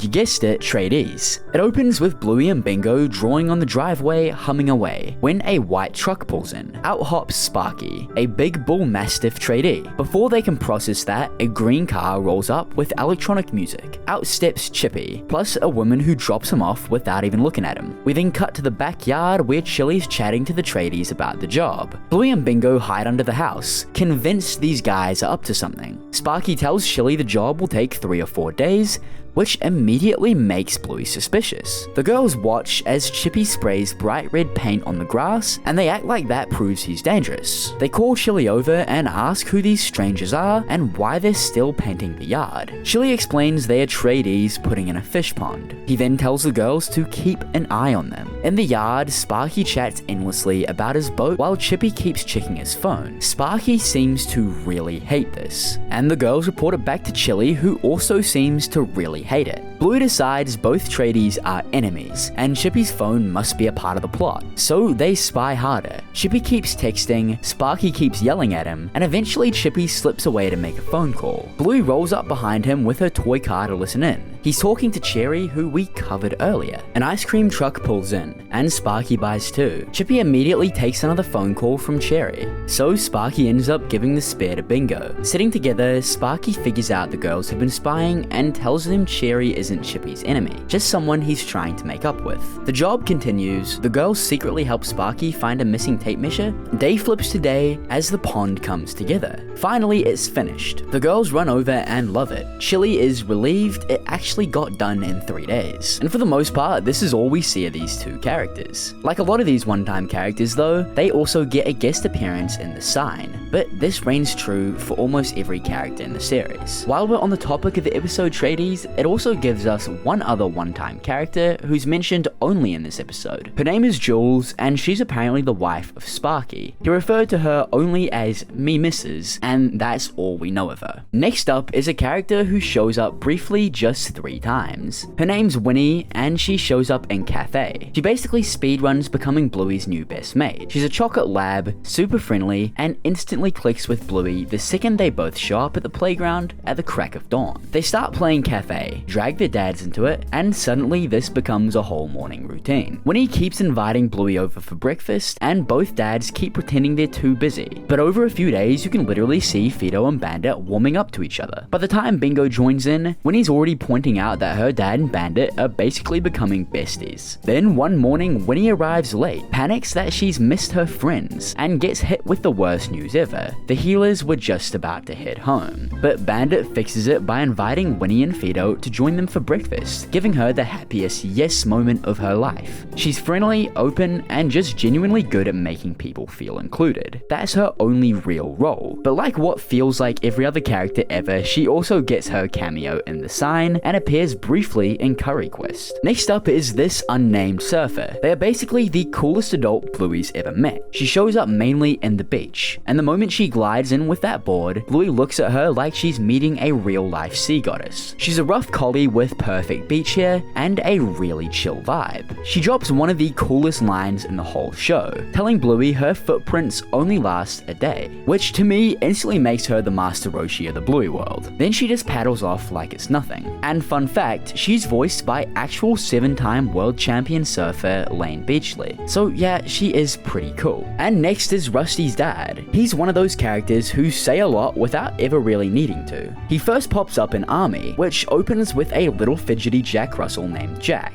From the moment he's introduced, he can't sit still. He's fidgeting, bouncing, forgetting everything. His hat, his lunch, anything he could forget, he forgets. His mum's trying to talk to him about school, but he's already staring out of the window. His dad's doing his best to help, but even then his little sister calls him out for not following instructions. Jack doesn't understand why he struggles, he just knows something feels off. When he finally gets to Calypso's school, Calypso gently pairs him with another kid, a red kelpie named Rusty. Rusty's the complete opposite. He's focused and literally in the middle of playing Army when Jack walks up. And the second Jack asks to join, Rusty goes full drill sergeant, telling Jack to fall into line. And the craziest part about all of this? It works. For the first time, Jack is focused. After that, Rusty starts training with him properly. Code names, push-ups, hand signals, he's taking it seriously, but in a way that motivates Jack, not embarrasses him. When Jack admits he struggles with remembering words and numbers, Rusty just says, well, you better get good if you want to be in the army. It's not harsh, it's exactly the push Jack needed. Then Rusty brings up his dad. He's in the army too. He's out on patrol, and Rusty says when he comes home, he's bringing me condensed milk. It's such a small line, but you can tell how much impact Rusty's dad has. Later the boys face their mission, which is catching a bush turkey. They pretend to call in a helicopter rescue, and Jack has to remember their location's code name. He hesitates, but then nails it. Tango 7. Rusty smiles, gives him a thumbs up, and you can almost see how proud he is. By the end, Jack's not the kid who forgets things anymore. He's Private Russell. Rusty hands him a bottle of condensed milk. A small gift, but it means everything. When Jack gets home, his mum is obviously very confused. She asked him where he got the condensed milk from, and Jack tells her that Rusty gave it to him. Then the scene cuts. Rusty running into his dad's arms. The man he's been talking about the whole time is finally home. And that is Rusty's dad. He was really driving the lesson behind this episode, which is dealing with kids with ADHD or other attentive disorders. He's the kind of character who leaves a massive impact in just a few lines, and it would make sense for him to become a recurring figure, but then he disappears completely. That's the last we see of someone who I thought would play a massive role. Rusty's dad does return for a second, more involved appearance in the episode Cricket, which builds on his family life and gives us another glimpse of his home dynamic. And if you haven't watched the episode Cricket, I do highly recommend it. It gives us way more not only on Rusty, but his dad. In the episode, we learn that Rusty is apparently a cricket god, and we just generally get way more involved with some of the series' most loved side characters. And lastly, this can't be a one-off character video without bringing up Jean-Luc. Jean-Luc was different from your normal Bluey character. He didn't speak English and only appeared for one episode in season 1, episode 43. This is the episode Camping, and it starts off in total chaos. Bluey's pretending Muffin's caravan is a mansion, and Muffin's screaming about cups and frying pans and whatnot. It's mayhem until Bluey and Bingo run outside and Chili swoops in saying they haven't bathed in 3 days. She grabs Bingo,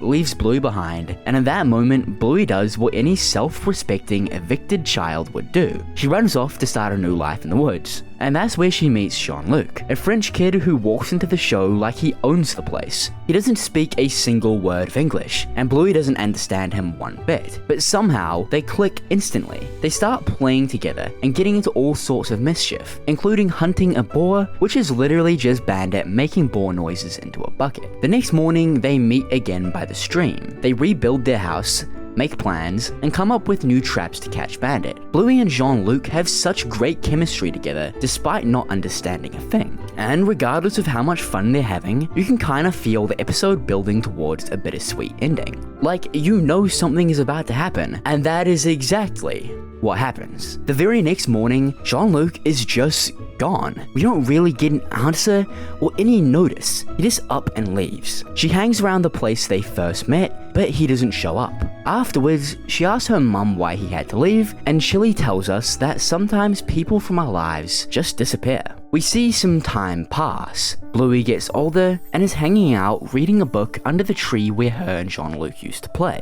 It's taller, stronger, and just as she looks up, Jean-Luc walks out of the woods. He smiles and says, "Hello, Bluey." This is arguably my favorite moment from the entire show. But do you want to know the crazy part? That's it. That's the last time we ever see him. Jean-Luc and his family were only in town for that one camping trip, but they never returned. And that's how we got one of the most unforgettable friendships in Bluey and had it turned into one of its most forgotten characters. But now let's have a look at something a little scarier. Any average viewer who stumbles upon Bluey might think it's just another wholesome dog show. But beneath the surface lies some of the darkest episodes in cartoon history, with episodes that dive into existential dread, that question the concept of morality, and so much more. So today, we're gonna go over the darkest episodes of the show, starting with Copycat. And guess what? This episode is going to traumatize you. So yeah, this may be a little disturbing. The episode starts with Bluey and Bandit waking up, and Bluey is literally mirroring his every move like she's glitching into his hitbox or something like that. It's really funny at first, seeing them synchronize stretches like they're in the Olympics. But Bandit decides to take it pretty far. He starts walking down the street, swinging his hips, and then he starts smacking his own bum in front of the neighbor. Pause there for a second. He has absolutely zero shame. But then the vibe shifts instantly because they find a bird on the ground. And this isn't just a sleeping bird, it's hurt badly. So Bandit goes back into dad mode and tries to help it, but the bird nips him. Come here. Ow! He nipped me. Ouch. So Bluey runs to get a shoebox and they rush to the vet. Bluey uses herself as a seatbelt, which is actually kind of unsafe if you think about it, but we'll let it slide because the stakes are really high right now. They get to the vet and drop the bird off, hoping for a miracle. But then the vet comes out with some pretty bad news. The bird didn't make it. Bro, Disney would never do this usually. In these shows, the bird flies away and everyone is happy. But Bluey just got hit with the concept of permadeath in 4K resolution. Or 1080p because that's what Bluey's... Never mind. And this is where things start to take a creepy turn. Instead of just crying, Bluey decides to process her trauma in the most unhinged way possible. She goes home and forces her little sister Bingo to roleplay as the dead bird. Yeah, I didn't stutter. She literally makes Bingo pretend to be a dying animal. She stuffs Bingo into a tiny shoebox even though she clearly doesn't fit. And Bingo, being the absolute trooper she is, just goes along with it, saying things like tweet tweet while Bluey drags her around the house, crashing into walls like a chaotic monster. It's honestly kind of psychological horror seeing a child reenact a death scene with her sibling. Mind you, these girls are 6 and 4 respectively. But it gets even darker when they go to the vet, which is just Chili. Chili tries to give them a happy ending, saying the bird is okay, but Bluey shuts this down immediately. She literally tells her mum, no, you have to pretend it's bad news. Wait, hold on. You're telling me that Bluey is demanding the bad ending. She wants the despair. She needs the tragedy to be real. This is some existential nihilism stuff right here. Seeing a 6-year-old beg to be told that her friend died is genuinely disturbing. Could Bluey be a future serial killer? Maybe that's a theory for another video. But anyway, this one is a 10 out of 10. But I would not want to be Bingo here. And if you thought the darkness would stop at Copycat, you'd be dead wrong. Because in the next spot, we have space. And this episode is honestly a psychological thriller disguised as a sci-fi adventure. The episode starts innocently enough, with the boys, Rusty, Jack, and Mackenzie playing a game in a rowboat, pretending to go to Mars. Rusty wants aliens, Jack wants facts, but Mackenzie, who is playing the role of chief scientist, keeps getting weirdly obsessed with black holes and disappearing. He keeps accidentally untethering himself and wandering off, which feels super sus. Like, why are you trying to get lost in the void on purpose? Bro thinks he's Nietzsche. It turns out Mackenzie isn't just playing, he is reenacting a suppressed memory of abandonment. Rusty and Jack are just trying to be supportive bros, but Mackenzie is playing with his own trauma. He insists on going into a dark tunnel which represents the black hole. However, in reality, this is supposed to represent a repressed memory from when he was a toddler, getting lost and feeling abandoned. Just think about that for a second. Are we watching Inception or a show for preschoolers? Because Mackenzie literally walks into the light and flashes back to a moment where he thought his mother had left him. And during this flashback, we see Calypso appear like some sort of guardian and fixes the whole situation. It is deep, it's existential to say the least, but it's honestly kind of terrifying for a show that airs on a Tuesday morning. With this, Mackenzie finally breaks the loop when his friends pull him back, saving him from the aliens. These are, of course, just girls playing nearby. But the metaphor is clear. The void almost consumed him, and the power of friendship pulled him back to reality. It's really weird that a kid's cartoon tackles abandonment and, you know, the call of the void, but low-key, whatever. Because if you thought space was heavy, get ready, because Onesies is about to drop a nuke on your head. The episode starts with Chili's sisters Brandy visiting after years of no contact, which in itself is already a massive red flag. Because of course in the Bluey universe, everyone usually gets along and is super wholesome. Brandy brings gifts, specifically onesies, which turn out to be a huge mistake, because Bingo puts on a cheetah onesie and immediately goes feral. I'm talking full predator mode, attacking Bandit and hunting her family like she's in a nature documentary. The family hides in the car and behind a shed like they're in a survival series. But while Bingo is rampaging, Bluey is upset because the cheetah onesie didn't fit her. Chili tries to explain it to her, saying it's not meant to be, but then she hits us with the real meaning. She explains that there's something Aunt Brandy wants more than anything, but she can't have it, and there's nothing anyone can do about it. Just hold on a second here and think. Are they talking about infertility? Well, yes, they absolutely are. In a scene where Bingo is attacking Brandy, Bingo suddenly runs off, and we see Brandy stretch her arms out longingly. The show uses a onesie that doesn't fit as a metaphor for Brandy being unable to have children, and suddenly the years of absence makes terrifying sense. It was too painful for her to be around Chili's kids. The episode ends with Brandy finally bonding with her nieces, but that lingering shot of her reaching for Bingo, only for Bingo to run away, is devastating. It's a masterclass in handling adult grief in a way kids can kind of understand while the parents are sobbing on the couch. I'd give this episode a 9 out of 10 because it made me cry over a dog in a zebra costume. Honestly, this show needs to chill out with the emotional damage. And if you thought they would chill with the emotional damage, you will find yourself sorely mistaken. Because next up is Baby Race, and I suspect this may be the most brutal examination of parental insecurity ever put to film. The episode masquerades as a cute flashback about Bluey learning to walk, but it is actually a psychological horror story about the toxic competitive nature of modern parenting, where Chili is slowly driven to madness by a desire to beat Judo's mom. Bluey starts off with a massive flex by rolling over early. This gives Chili a false sense of superiority, but then Bluey decides to glitch the physics engine and starts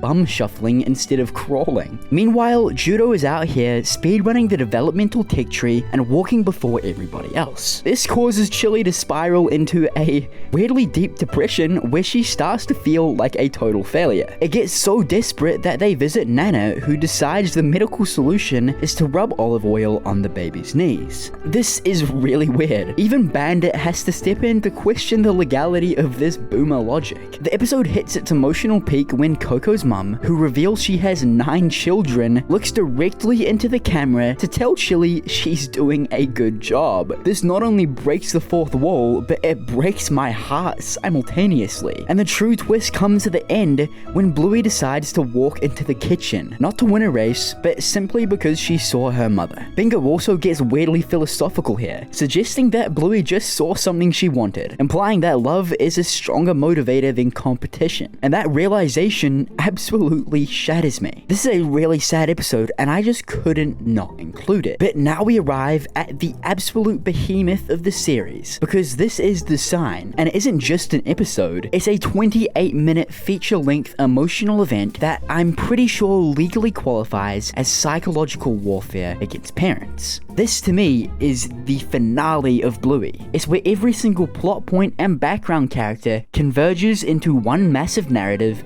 about fate and the terrifying uncertainty of the future. The episode opens with a really bad vibe, because there's a for sale sign up, and Bluey's house is being inspected by the sheepdogs. The central thesis of the episode drops when Calypso reads a story about a farmer who refuses to label events as good or bad, simply saying, "We'll see," which sounds like nice advice, but it's actually a crippling lesson in how we have zero control over our destiny. While this heavy philosophy is marinating in our brains, we get the subplot of Frisky running away from her wedding because Rad wants to move them west, which triggers a high-speed police chase where Bluey finally achieves the ultimate status symbol of sitting in the front seat.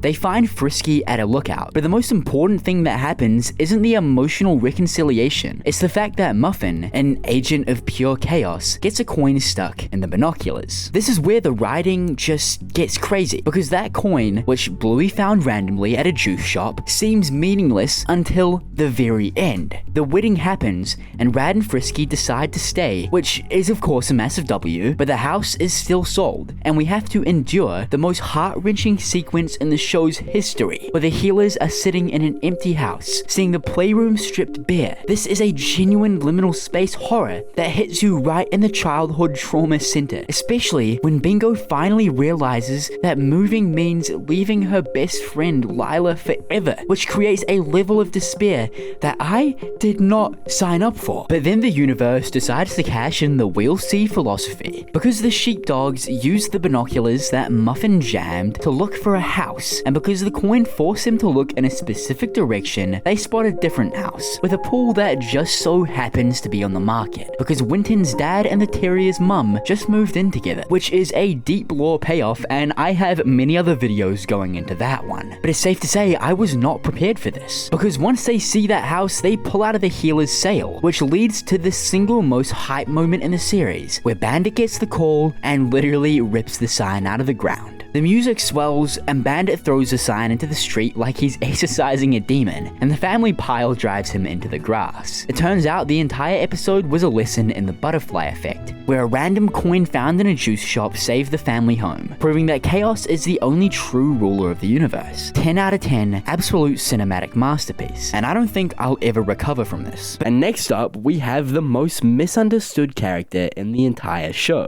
Do you want to know something that I hate? All of the Muffin slander. She is one of the coolest characters in the whole show, and she gets hated on because she acts like a toddler. Well, guess what? She's a toddler. You have to realize that comparing Muffin to Bluey or Bingo is where everybody gets this wrong. We spend so much time hanging out with Bluey and Bingo that we start to think every kid in the show should act just like them. But that is a huge mistake, because Bluey is 6 and Bingo is 4. That might sound close in age to Muffin, but when you were a kid, those few years make a gigantic difference. The writers probably made Muffin to show us exactly how wild, loud, and confusing it is to be 3 years old. And this is what some people call the three-nager phase. It's a time when your brain has all these big feelings and huge ideas, but it hasn't quite figured out how to control them yet. While Bingo is old enough to stop and think about how other people feel, Muffin is running on pure energy and instinct. She isn't trying to be the bad guy in the story. She just hasn't really learned how to hit the brakes yet. When you see her screaming or running around, you aren't seeing a mean kid. You are seeing a tiny puppy who is still figuring out how the world works. We see this happen perfectly in the episode Charades. The whole problem starts because Muffin refuses to play the game the normal way. She gets this giant idea in her head that she must be a ballerina, and to be a ballerina, she absolutely needs a tutu. To us watching at home, or even to Bluey and Bingo, this looks like she is just being bossy. It looks like she is ruining the game on purpose because she wants everything to be about her. But you have to look at it from her point of view. Muffin isn't trying to hurt anyone's feelings. She's just struggling with a big idea called egocentrism. That is a fancy word that basically means she thinks the whole game and the world revolves around her. In Muffin's head, the game isn't just a game. It is a serious performance, and you cannot have a performance without the right costume. When she demands that tutu, she isn't ignoring her cousins. She is just hyper-focused on making her game perfect. The trouble happens not because she is mean, but because she truly doesn't understand that other people want to play as well. This makes it really hard for us to watch sometimes because we would never let Bluey act that way. If Bluey did that, we would call her cheeky because she's supposed to know better. But Muffin literally does not know better yet. The show is daring us to be patient with a character who is still learning the rules. We often forget that Muffin represents exactly what it's like to be at that age. The writers aren't just making a naughty character, they are showing us the real frustration of being little and wanting to do everything yourself before you actually can. This brings us to the episode Library, which I personally think offers arguably the strongest evidence that Muffin is actually a genius at observation. We always hear people say that children are like sponges who soak up everything around them, but I would argue that Muffin takes this to a whole new level. It seems like her bad behavior in this episode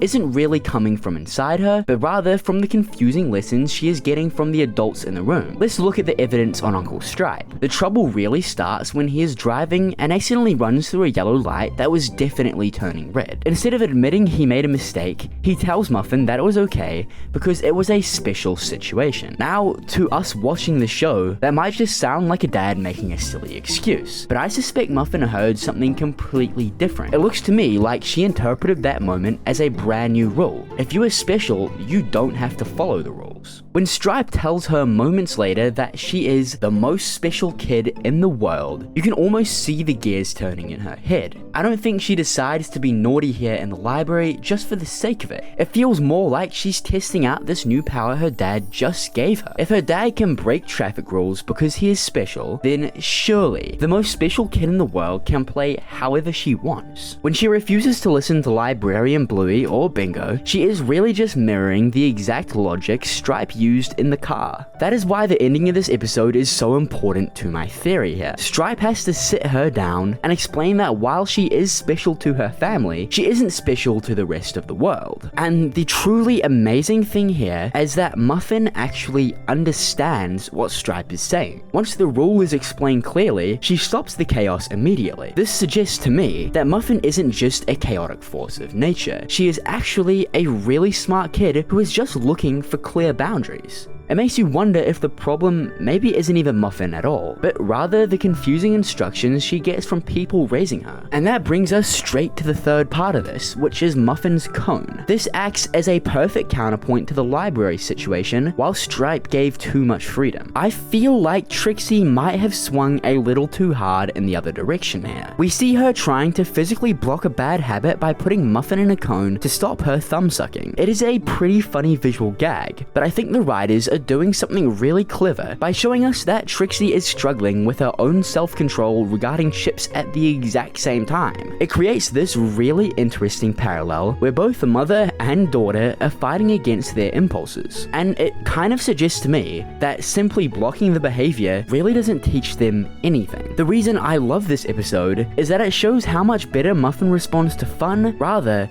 than force. When Chili steps in, she doesn't yell or add more rules. She turns the cone into a game. It seems to me that this approach works wonders because Muffin is suddenly so focused on playing that she forgets to suck her thumb entirely. The most telling moment happens right at the end when they're in the car, where Muffin starts to put her thumb in her mouth but stops herself. To me, that is such an important moment, proving that Muffin isn't just a brat. She is capable of learning self-discipline if you give her the chance to figure it out herself instead of just putting up a wall. But if we want to talk about the ultimate proof that Muffin is just a product of her environment, I would argue that we have to look at Facey Talk. To me, this episode is so funny, and it's also some absolute chaos. It features a high-speed chase through the house that kind of feels like an action movie, but I suspect that the real conflict isn't about Muffin at all. The chaos really kicks off because Stripe and Trixie aren't on the same page. We hear them arguing about timeouts versus positive parenting. While Muffin runs wild with the tablet, it feels pretty clear to me that Muffin senses this confusion between her parents and instinctively exploits the gap in their leadership. And then the turning point is in the bathroom. This is honestly one of the most touching scenes in the show for me. When Stripe and Trixie stop arguing and finally get on the same team, the dynamic immediately shifts. It suggests that Muffin wasn't being naughty just for the thrill of it. She was reacting to the tension and lack of boundaries. As soon as her parents present a united front, she listens. This leads me to believe that Muffin is actually a really effective stress test for the adults. She forces them to become better parents because she refuses to let them get away with lazy or confused communication. So when we put all these pieces together, I tend to believe that Muffin is actually the secret hero of the show because she forces everyone to be more honest. It seems to me that we are so used to watching perfect TV families that Muffin shocks us by showing the messy, loud, and exhausting reality of what growing up actually looks like. I would argue that she isn't a villain at all, but rather a necessary challenge that pushes the adults around her to become better parents. The writers use her to prove that raising a kid is actually really hard work, and I think that makes the show feel so much more special and real than almost anything else on children's television right now. But that is just my personal theory on the psychological makeup of the healer's cousin Muffin, and I am also dying to know if you guys agree with me. I want to know if you think Muffin is a misunderstood genius, or if you still think she's just a spoiled brat who does whatever she pleases. So let me know in the comments your thoughts on that. And with that said, if you enjoyed this deep dive into the psychology of Muffin, make sure you absolutely demolish that subscribe button so you never miss an upload. I try to upload once a week, and even more if I can, and your support is what makes it possible. But as always, cheers. You have to remember to put patalis in it first. Oh, thank Now, that was fun, but nothing's funner than a try not to laugh. We're gonna be watching the funniest Bluey video ever made. And if you can watch this whole video without laughing once, then you'll get this. A beautiful fake trophy. But anyway, let's try not to laugh. Alright, so we're starting off with a disclaimer. That's fair. But let's see what they've got in store for us. Bingo 3000. Fart 3000, actually. Are you serious right now? Yeah, I agree. What, like, are we serious? Labubu 3000. No! Come on, man. Please, no! Alright, they can do better than that. This is, I feel like this one is going to be really easy. Yeah, I mean, so far, what, is he gonna throw her? That's exactly what he's gonna do. Alright, and this guy's back. I mean, Just pop these down. well, she's, okay, yep. Did he just sniff that? Alright, Bandit, that's crazy. There we go. Hey! Oh man, this thing's busted. Bingo's broken? 333. What number is he calling now? What could he possibly be dialing? That's just all threes. Hey, that's what I said. Yeah, hello? Freddy? Hello? Hello, my name is Gustavo. Gustavo. Gotta love that. Oh, wait. Try this again. And, what was that? That was a little giggle, by the way. That wasn't a laugh. Dancing cat or whatever, man. Just poke around. He's just poking.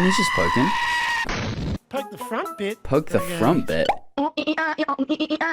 What? Oh, no, not the Moai, man. Okay, what else? Come on. Hit me. It's called Try Not to Laugh. Episode, I don't think there's an episode called Try Not to Laugh. Okay. She's just jumping. I feel like this guy's hurt. What? This guy just does not like Bingo. She keeps getting hurt. Alright, that's a pretty funny looking cat, but I'll be fine. That's none of your business. Stubby coolers. If you don't know, that's, Children. can I say that? That's bear in Australia. Okay. Bear what do you cooler. wanna play? Fortnite. They want to play Fortnite. That's valid. Gotta love a bit of Fortnite, you know? Fortnite. Hey, that's what I'm saying, Kanye. Oh no. Okay. Wait, is Bandit gonna get arrested? That's a... Oh, what did he do? 2 Sigma. Hello? Oh. What? What? Okay. It's fine. He's just getting... Okay, he's getting hurt now. Is he gonna fall? Oh no! Yeah! That's exactly what's gonna happen. Alright, what else they got for us? Like, I'm doing so fine right now. What? How are you guys doing? I don't, like... Okay, that's messed up. Yeah, what I'm saying.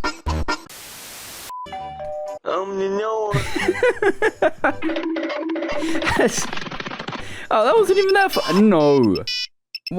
What is that? Freddy is a freak, apparently. What is going on? Wait. Wait, no, wait, I don't think that counts. Surely not. What? I want to see Aunt Brandy. What's wrong with Aunt Brandy? Alright, Bingo and Bluey just getting smacked around. That's fine. Oh, really, dude? This is Really? Your Aunt Brandy. We do not care. I care. Oh, that's so sad. What? Okay. Crying so much. Oh no.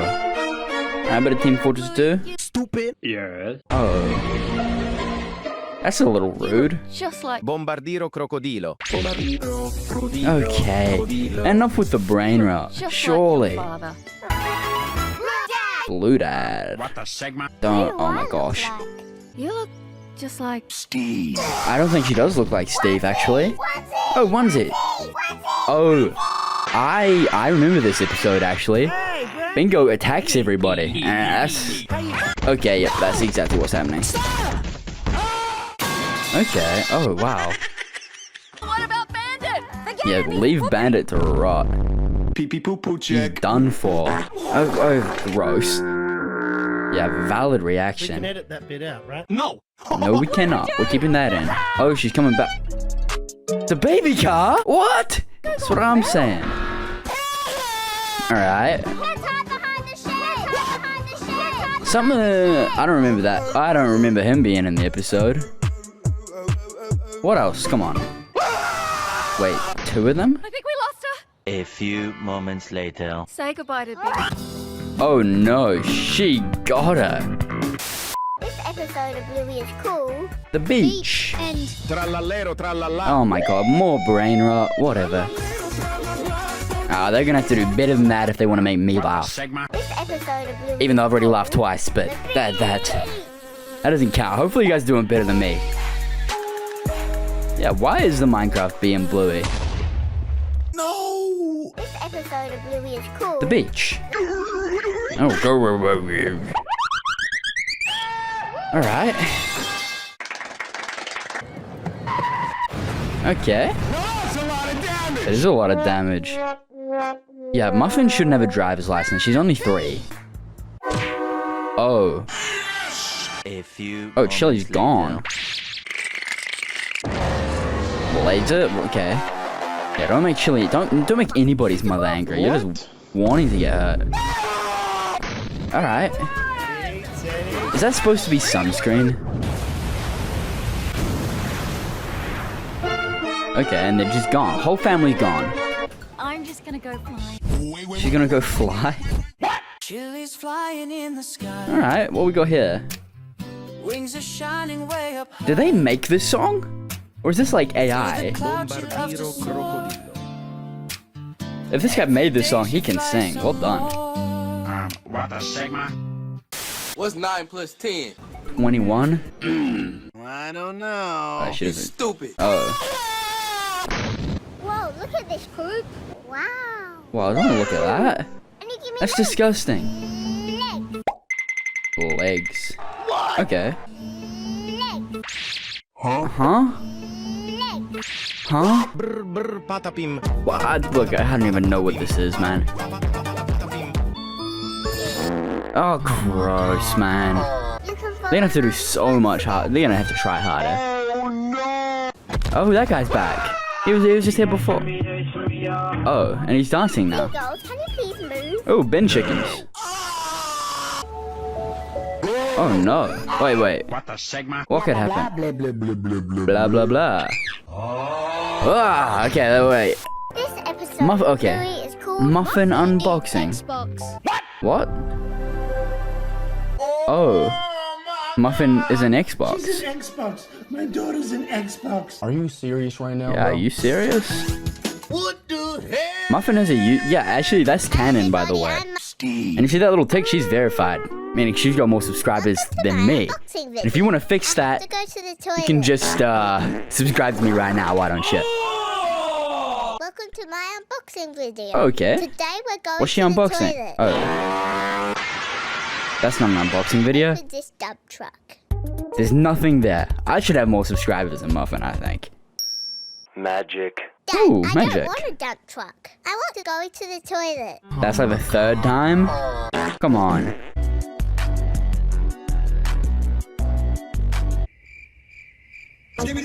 No, please. Get out of my head. She's just exploded? This is the dump There's actually a clip in this episode where Stripe swears, by the way, guys. Wonder if they'll put that in. Oh, why is he's always in these videos? Yeah, Socks can get out of here. Then you look at the picture Alright. on it. Oh no, please. No! Then you look at the picture on it. I mean, it's alright. Good as that. Why? Okay. Okay, ready? Are you ready, I'm not ready. I don't think I am. 1 million zillion jillion. That's not a real number. billion times Come on. later. Okay, and they're all gone. What? No. Broga. Dragon. Oh, Dance Toothless. I like that. That's funny. What about you, Sauce? His name is Sus. I thought it was Socks. You can call me Sus. Oh, Gustavo's back. All right. Duck. Oh. Okay, what's going on? I want a turn. Hey, don't fight over that one, guys. Maybe just go. Go out. Get out. Okay, Nana. Oh. Oh, she's actually just gone. Yeah, I'd kick Muffin out too. She's kind of annoying. The Suns. Sans? Drop a pineapple in the comments if you like Undertale. What do you think, Sauce? I don't know. I don't know either. Ballerina. Okay, I've had enough of the brain rot. I'll be so honest. That's not even funny. I don't think I'm gonna laugh again. Okay, he's mogging. Sigma. She needs a tutu. Oh my god, bro. This episode of Bluey is called Fart. Fart. There's so many fart jokes in the. Not good. What? That's not appropriate. I'm having a poop shower. Poop shower. Gross. Gross. Gross. Okay. Under conditions. What? See, I just don't even know what's going on. Watch this. See, okay, we're doing this too much. They're gonna have to try so much harder than this. Oh, really, dude? Why can't you get dirty? I think You think? This is big brain time. it's because I'm a Stupid. That's true. Okay. It's because I'm a poo-poo. Lapoo. Oh my. What? Yeah, I don't want a lapoo-poo. Poop? Yes, I want you. Oh, don't do that. Why is he back again? What the Yeah, that's my reaction as well, Squid. What is going on? Did I get dirty? She did not. Oh, never mind, she did. No. What is this? She's just gone. Why are there so many laboobos in this? No, no, no. And more brain rot. Come on. Yes, yes, yes, yes, yes. Okay. What else we got going on? What are you doing? I'm short. She's short. Oh my God! Check it out. Wendy's gone nuts. She has gone nut. What? I said squirrel, alright. This episode of Bluey is called House Exploded. House exploded. Let me guess, the house is... Yeah, the house is going to explode. Who could have seen that coming? They're gonna have to do way better than this. What? Banner's gonna explode too? Okay. Just, 1 foot. What? Okay. What? What is that? Come on. This guy loves his flight react memes. Hello. Boom. The house exploded again. I don't like where this is going. Boom. Oh my gosh. Chili just blew up. That means Chili is planet level. That's interesting. Look at her arms. They're following her legs. What? Really? The opposite. The of your opposite? legs. Oh, yeah. What is this? That's crazy. Go crazy! Okay, dancing Shrek, whatever. Mini Shrek, what is he doing here? That's a great question.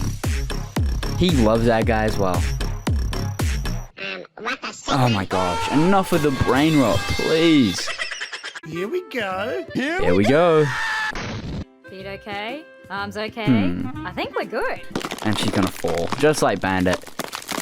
Okay, adios. That looks good. Parents of the year, for sure, for sure. Okay. 1. Helicopter. And Bluey's got... What? Alright, and the house is gonna explode again as well. No, I was wrong. I was wrong. Why do they do it? Because they're nuts. They are not nuts, they're dog. What is this? Maybe Bluey's a little big. Elephant. I hope I can say that. What did I miss? See this? What? Chicken. Chicken? Chicken jockey. Oh no. Have your feet out like. What? Oh my god, more serious poop right now, jokes. Spinning. Okay, what Yeah, else? while spinning. They be right. Wee. You're not spinning. She's not You gotta spinning, nah. spin. Spinning fish. What the That's Sigma? What are they doing? a little bit funny. Come on, that's a little funny. Okay. Hey, kids. Nothing's there. What is that? That's what I'm saying, Homer. What? Shouldn't you be doing housework? You should be doing housework. Huh. This episode of Yoga Bluey ball. is called... Okay, it's not called Yoga Ball. Bluey is called Yoda. Yoda. Okay. I don't think Yoda's that tall. Can you play Yeah, what kind of game? No. Valid, valid, valid. Come on, come on. Give me something funny. Can you play Fortnite. Sans is back. Alright. Can you play Minecraft? He's not Steve. He's not Steve. 1 sec, I just gotta pop downstairs. Do it. What? I'll pass. I'll pass. That's a little creepy, actually. Did he just die? Okay, okay. What? Sigma? No, I'm so confused. Why are they Labubu's as well? Huh? Oh my god, they're gonna kick the yoga ball. I don't know, it's gonna take it. Huh? Valid. Where did it just go? What the heck? And the house is gone again. It is a fair bit of damage. What the heck? What? Oh, gross. Okay.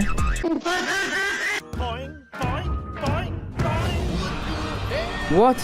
Oh my god, the brain rot's back. She's just leaving. What? Oh no. I don't know where this is going. Alright, she's gonna break the earth? No, she came out of the earth. What is it like? Okay, they just took the ball. Ooey. Oh, so they mixed up Murphy said. What is that? Smoothie banana you like? Huh? Oh, Bully, you need to sleep. I don't think the ball needs sleep. Something just tells me that's not how it works. Baby right round. Get out. Can we play delivery chair? No. No. I think Bandit might just want to work, to be honest with you. Yeah, I'd probably give in as well. That's adorable. This episode of It's called Hospital. Horse. How is that horse running that fast? I'm the doctor. We do not care. I care. Wait, where did Bandit's legs just go? My name is Gustavo, but you can call me Sus. My name is... Huh? What was that? What was that? Now, what's up? That... My What's that? belly hurts. Punch it. Oh no! Please don't... Oh my god. The baby in there? The baby's in there. Bandit pregnant with the baby convertible. I'll just get Okay. this plaster off. Huh? Oh, and Bandit's got fur. That'll hurt a lot. Tung tung tung sahur. Tung I- tung tung tung. What? The brain rot, man. He's just here. So many poop jokes in this one. Have I failed? Have I laughed 3 times? Nah, we'll call it 2, why don't we? It's a cat. Huh? Oh, It's look, not there's a- cat in your belly. Did you eat one? Oh my god, he ate a cat? I like cats. Hello, big blue guy. Big blue guy. Look here. Oh, it's That's not right. Okay, more Freddy Fazbear. No, it's a mouse. I don't think it's a mouse. What the segment? What are you Okay. gonna do? She's thinking With the properly. mouse out. With some Tomatoes. Tomatoes. This episode of Bluey is called Strong Bandit. Strong Bandit. Alright, let's see. Damn. He is strong. We can edit that bit out, right? Nope. No, we can't. Hello. Bye. Bye. Great conversation, if you ask me. Potion shop. I don't care. It is a okay. I feel like Bingo's just getting Do you need a bullied. potion? Minecraft potion. Uh-oh. Is the house gonna blow up again? No, nothing blows up. It's fine. Hey, you. Out. Get out right here, man. This is... Get out of here. Yeah? You have to be at least this tall to enter. Okay, wait. How did she just get that big? Bingo, you may be too big for this. Yeah, probably if she's that Would big. you like to buy a potion now? No. I'd rather not. Is you in a strong potion? There's no potion there. 1,000 years I later. don't think dogs live that. Oh, they don't live that long. What is this? What the segment? That's what I'm saying, SpongeBob. Nope. Why is she a pig now? What? Oh my god, Bandit might be dead. This episode What the of Bluey heck? is called Sis. What? Sis. This episode of Bluey is called Smoochy Kiss. Smoochy kiss. Kiss me on my hot mouth. What? Okay. The house is just getting a beating today. Yeah, what kind of dinosaur could possibly be that big? Dun, dun. I love that. A little bit of a Fortnite dance. Valid Kanye. Love that. Hey, what, you got some speed music? No. Dogs eat sardines? How was your run, sweetheart? Ooh. He's not yours anymore. He's ours. What the heck? Bandit house? Okay, what? Oh, and he's dead. Yeah, he What? belongs to us. Okay. What? You said you don't like him. I think I've lost by now, but I guess we'll just keep going. What? Chili did get kicked out of the house. I would kick Chili out too. Sometimes she's lit. Ew. Damn! Yeah, she what's on his? What's on Bandit? Spill some food on himself. This way. What is this? Your armpit is leaking. Yeah, gross. Ew. Brother, Valid. Dogs can't sweat. What's that about? And it's the baby car is back. What? Stop it. Check for Mum, Bingo. She could be hiding. Oh, Chili's hiding. Okay, what's going on? Ew, Dad, what's that? Yeah, gross. No, SpongeBob, don't do that. looks like poop. Poop? Gross. That's so yuck. Ew. Gross. I looked everywhere. Oh, she got him. She got him. What the segment? That's valid. That's valid. Yeah, beat her. That's got to be like domestic abuse or something. That guy's sad. Almost finished. I feel like he's not. Gross. Yeah, so many poop jokes in this one. To do. Why are you hopping? I peed on my foot. Gross. This episode of Bluey is called La Boo Boo. Okay, more Labubu. Okay. This episode of Bluey. Pavlova. I love vulva. Alright, what do we got? Hello. Hello. Hello. Get out of here. Oh my god, Patrick just punched Bingo. That is Patrick, well done. Okay, these guys are back. They're always here. Yeah, I'd probably have that reaction too. Would you like to come to my No, I cafe? don't really want to do that, to be honest with you. What? Bluey started a business. Isn't she like 6? Please look at our menu and let me know what you want. Come on, not more poop jokes. Hey. Oh, hello. Excuse me. Bonjour. Bonjour. Band is French, that's so unfortunate. I'm sorry. I think he wants to be. Bombardiro. Can this guy... Oh, he's back. He's back. I think he wants to be the chef. I'm the Master Chief. Huh? Uh-huh. Get jiggy with him, man. No, Dad, we don't. They don't need a... Okay. They don't need him. Huh?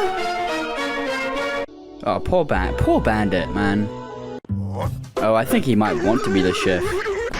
Okay, fine. You Okay. can work here. He's allowed to work there. Superb. I need you to get one piece of. One piece of... Gross. Gross. Oh, Pavlova. Huh.